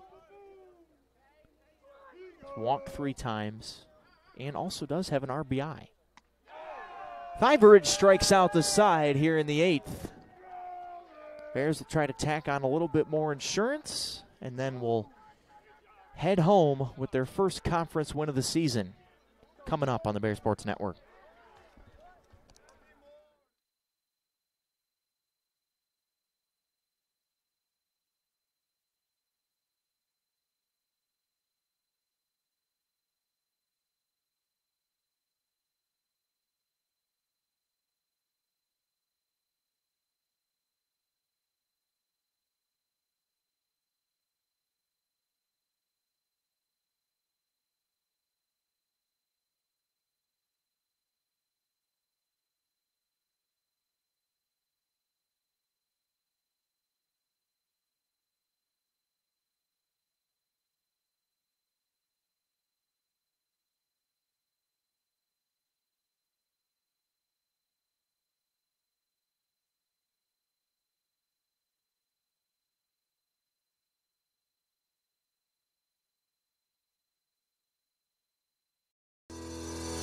Cordell Harris Insurance Agency, a family-owned and operated business serving the Hickory area since 1981. where we strive to take care of you and your den like family.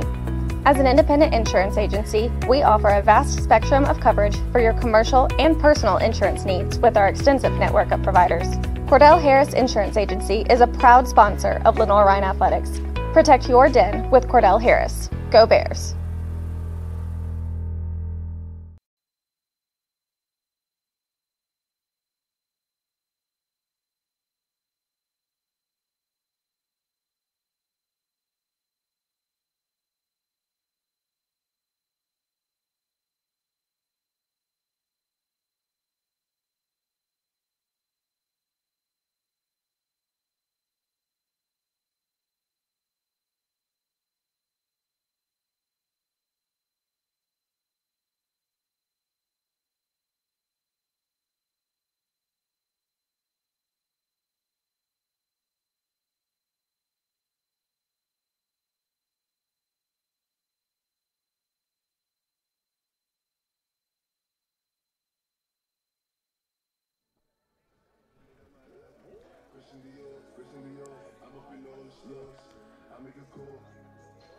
Cody Chapman is the latest Carolina West called to the bullpen for the Cobras of Coker. Big 6'8", 245-pound righty from Gastonia, so just down the road from here. Actually is from a lot closer to Hickory than Hartsville. Plays both ways, first baseman, third baseman, and pitcher for Mr. Chapman. He's a true freshman facing Eric Ramirez, who is pinch hitting for Attiles.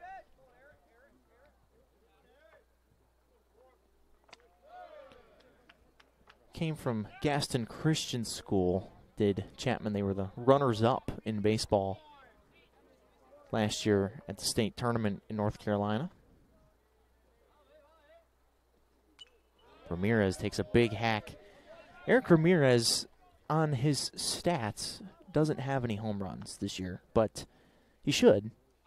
There's a ball that was the wrong time of day, and you can see there on the scoreboard, once we cut back to it, you'll see the white trim there on the bottom of the scoreboard.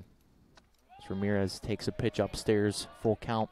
But you see that the black text I know it's hard to see on the screen right now, but with the lights on the white part of the scoreboard, Ramirez hit a ball off the white part of the scoreboard, and it was, the sun was shining. The umpires weren't really sure whether or not it was off the top of the wall or off the scoreboard.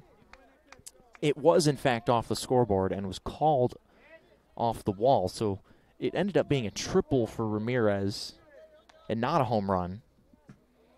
So he should have a home run, but instead just a triple. He's 2 for 4 this season, and this is now his 5th game. Full count pitch. Swung on and popped a mile-high right side. Coming in to grab it is the right fielder, Vining. And the first out.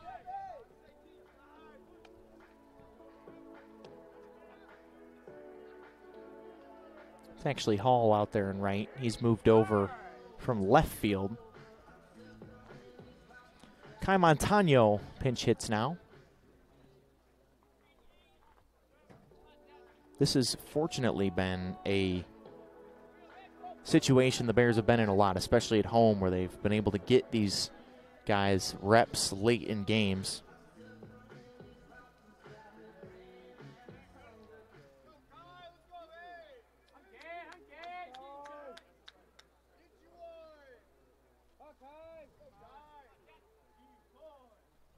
And Montano crushes the first pitch he sees off the batting cages and gone. You'd think the Bears would have more than one home run today, given 17 runs. But Kai Montano, his first career home run right off the bench. Absolutely hammered. That fires up the bench. He was 0 for 3 this season up to that point. 0 for no more. Tattooed to left field. Just a no-doubter.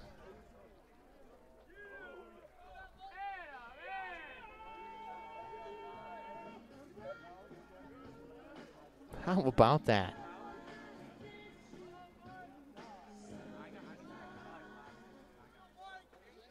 Now Mike Meisenheimer gets a chance. Second at-bat of the year for him.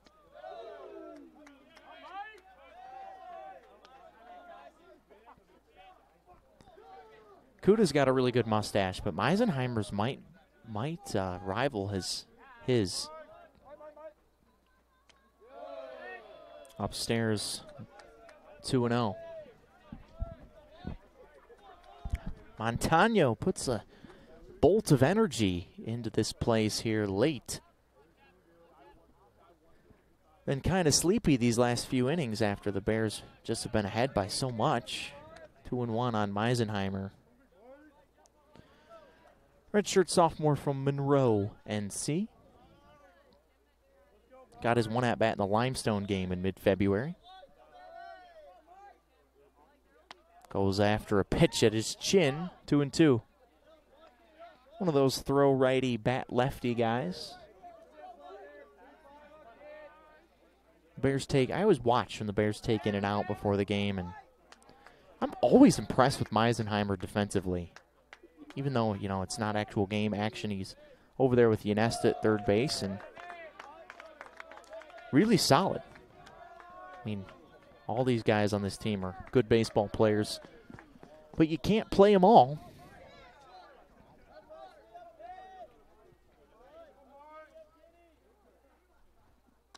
Meisenheimer punched out looking.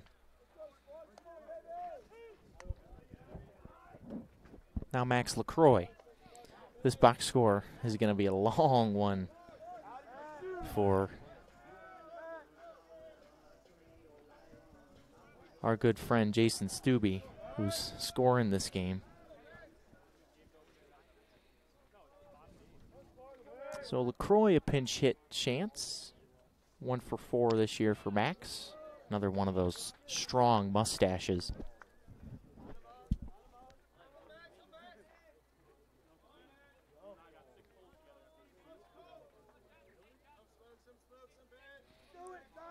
Redshirt sophomore from Asheville. 6'2", 170-pounder. This one's grounded right at us. Just beneath us is one of the guys in the bullpen. Snared it with his hat.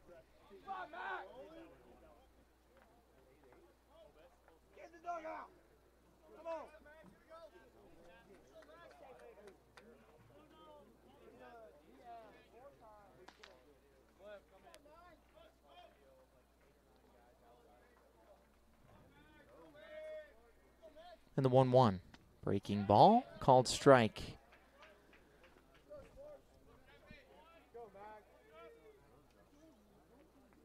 So Chapman gives up the home run to Montano. Just crushed it. But he's looked good other than that.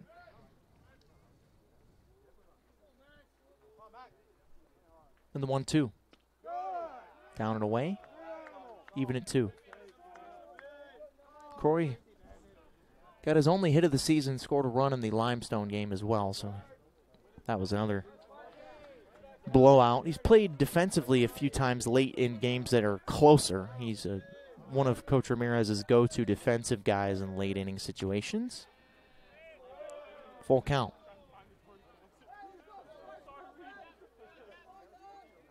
Looking forward to all of you being back here tomorrow, right here on the Bears Sports Network. If you can't make it here to Hickory, it's supposed to be another beautiful day, around 70 tomorrow.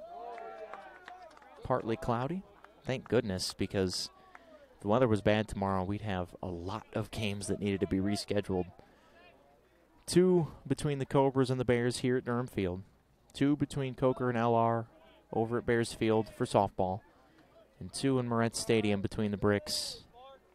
Women's and men's lacrosse back-to-back. All against Coker. Full count pitch. Touch low. And a walk to LaCroix.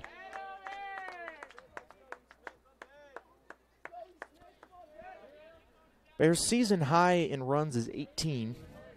Trying to get there here in this inning. And David Smith, who came in defensively a couple innings ago, gets his first hacks in here with 2 outs in the bottom of the 8th.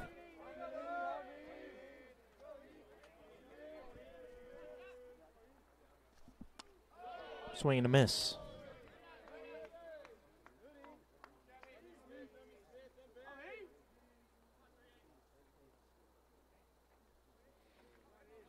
I'm sorry, Ethan Smith. I don't know why I said David.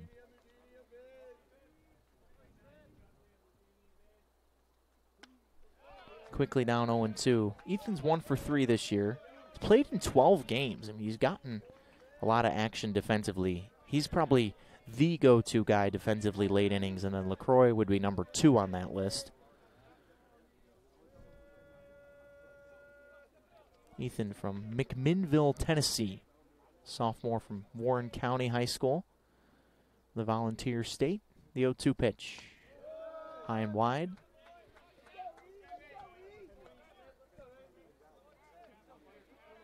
Got a double in the Shippensburg game. That was the one game he started, and that double really was a big hit at the time. The Bears ended up having no trouble, but they got off to a bit of a slow start offensively, and Ethan Smith really kind of put a charge into them offensively and then ended up scoring 9 runs and winning.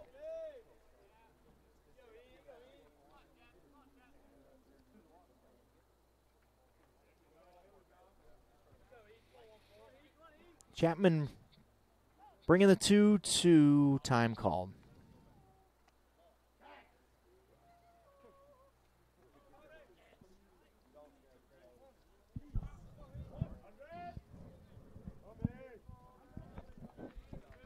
Glad you're with us tonight on the Bears Sports Network, presented by MBA Roofing, wherever you may be. Watching the number 15 Bears rack up their 15th win in a row. This is a win tonight, which is a sure thing at this point, is the longest single season winning streak in program history. Runner goes on 3-2, and it's ball 4. So 2 walks with 2 outs here to LaCroix and Smith. The longest winning streak in the history of LR baseball. This is the 94th season of Lenoir-Rhyne baseball, by the way. The longest winning streak is 19 games. That was at the end of 2014 to the beginning of 2015, but that was spanning over 2 seasons, obviously. This would be the longest single season winning streak tonight. If the Bears can put the finishing touches on this one. Yuri swings at the first pitch and pops it up right side. Leonard right on the line comes on and grabs it to mercifully retire the side. Bears get another in the 8th, 3 outs away from their first conference win here on the Bears Sports Network.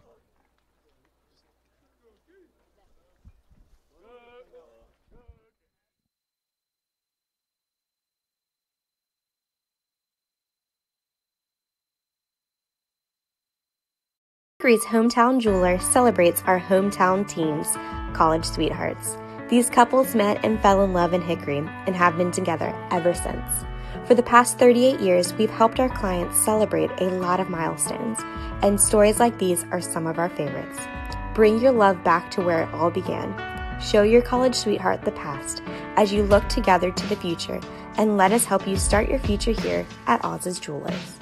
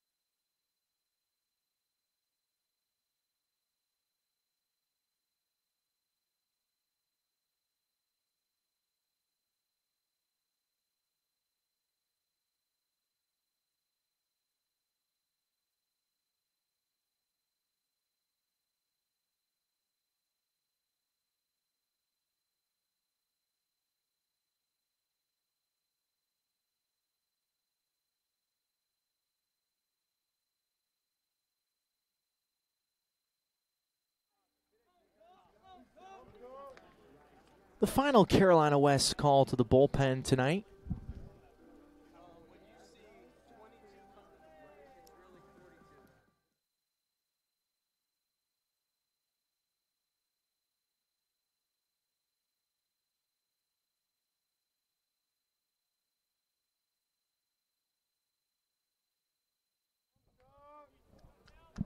As I was saying, the final Carolina West call to the bullpen tonight is Mr. Andy Cook, the Hickory native, 6'4", 200-pound lefty from right here in Hickory. Went to Hickory Christian Academy, where he was a 3-time all-conference performer there, making his second appearance of the season here in 22. Facing Tristan Melvin, who swings and misses a ball and a strike, 17-4. Number 15, Lenoir-Rhyne, taking care of business here in Game 1 of this 3-game set. SAC opener. The Bears picking up right where they left off in non-conference play here tonight.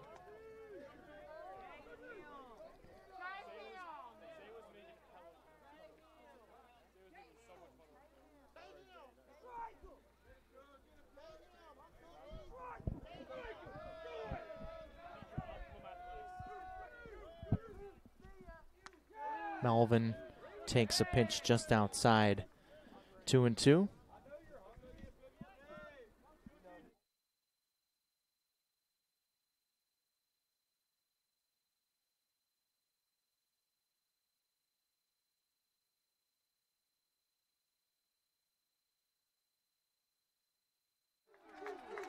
Melvin swings and misses, and Andy Cook's got a strikeout to start the 9th.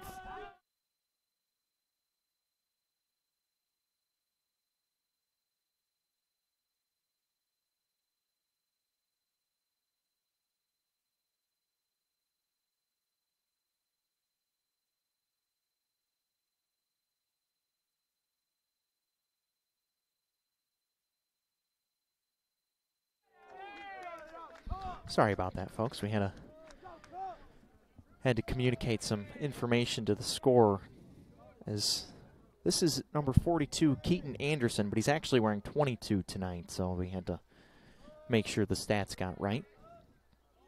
After the strikeout, Anderson did not go around, 1-1.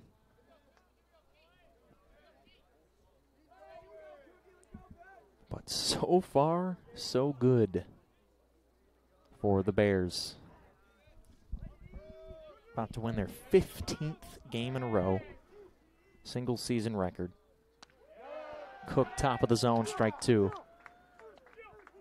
They score 17 runs on 17 hits.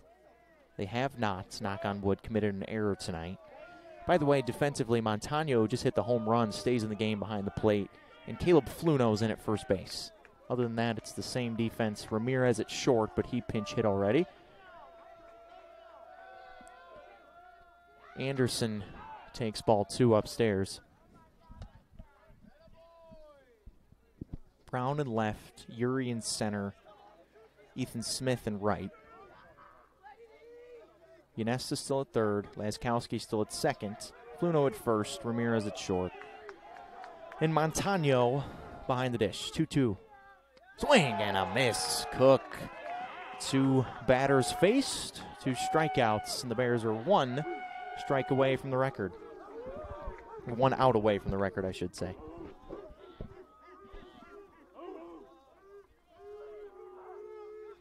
Trying to get Adam Wilkerson, the pinch hitter, out.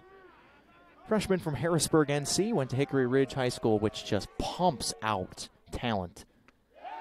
Bunch of guys not on this Bear baseball team, but in this LR athletic department from Hickory Ridge High School. Most famously, Dan Luba, the All-American football defensive tackle. Energy is great right now in the dugout for the Bears. Supporting Andy Cook, 1-1.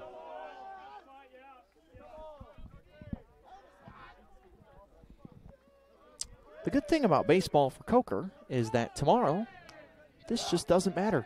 It'll be 0-0 when they get to the yard tomorrow. So a chance for the Cobras to reset. Wilkerson goes way too far around. Strike two.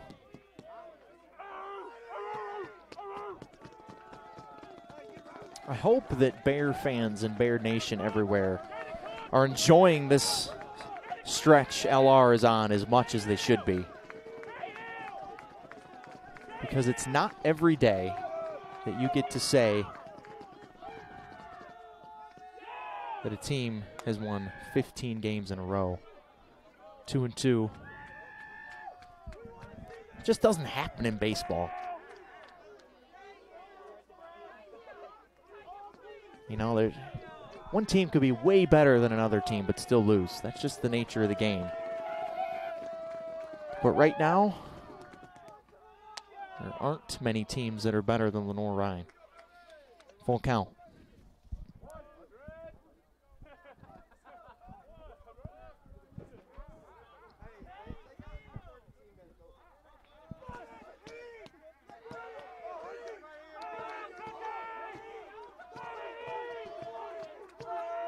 Big lefty Andy Cook.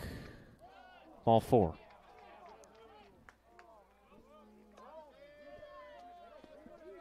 That was a little anticlimactic. But a good at-bat there from Wilkerson.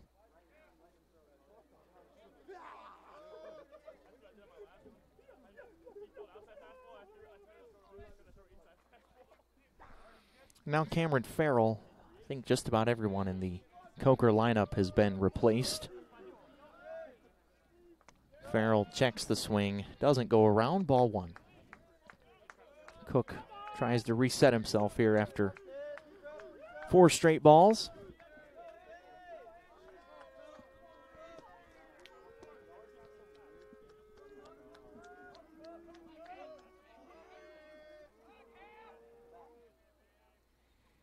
And now 5 straight.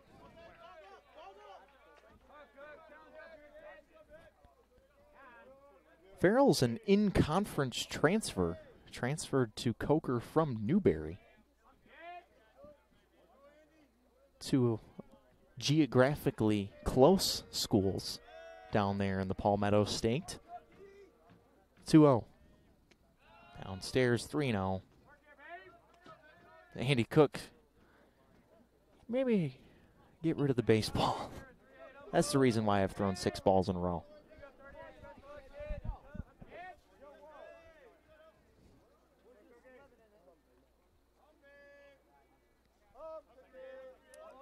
Rolled through the first 2 hitters he faced, pair of strikeouts. Now trying to put the finishing touches on this big win in the conference opener for the Bears. 2 walks in a row.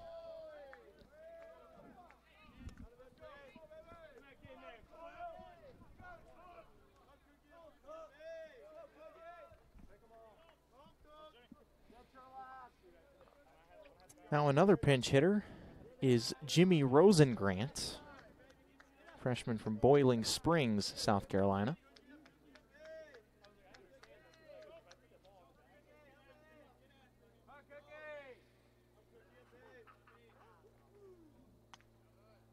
Takes ball 1. Wouldn't be surprised if Derek Beasley makes his way out, but, you know, with the 13-run lead, you want to just get this thing done.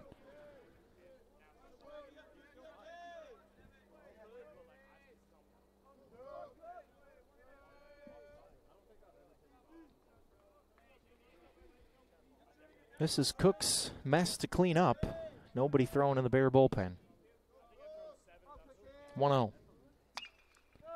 Floated left field. Jackson Brown secures Lenoir-Rhyne's 15th win in a row and their first in conference play in 2022. 17-4 the final, and the Bears just keep on winning. Close. They win close. They win by a lot. And tonight they win by 13. Second biggest margin of victory this season for LR.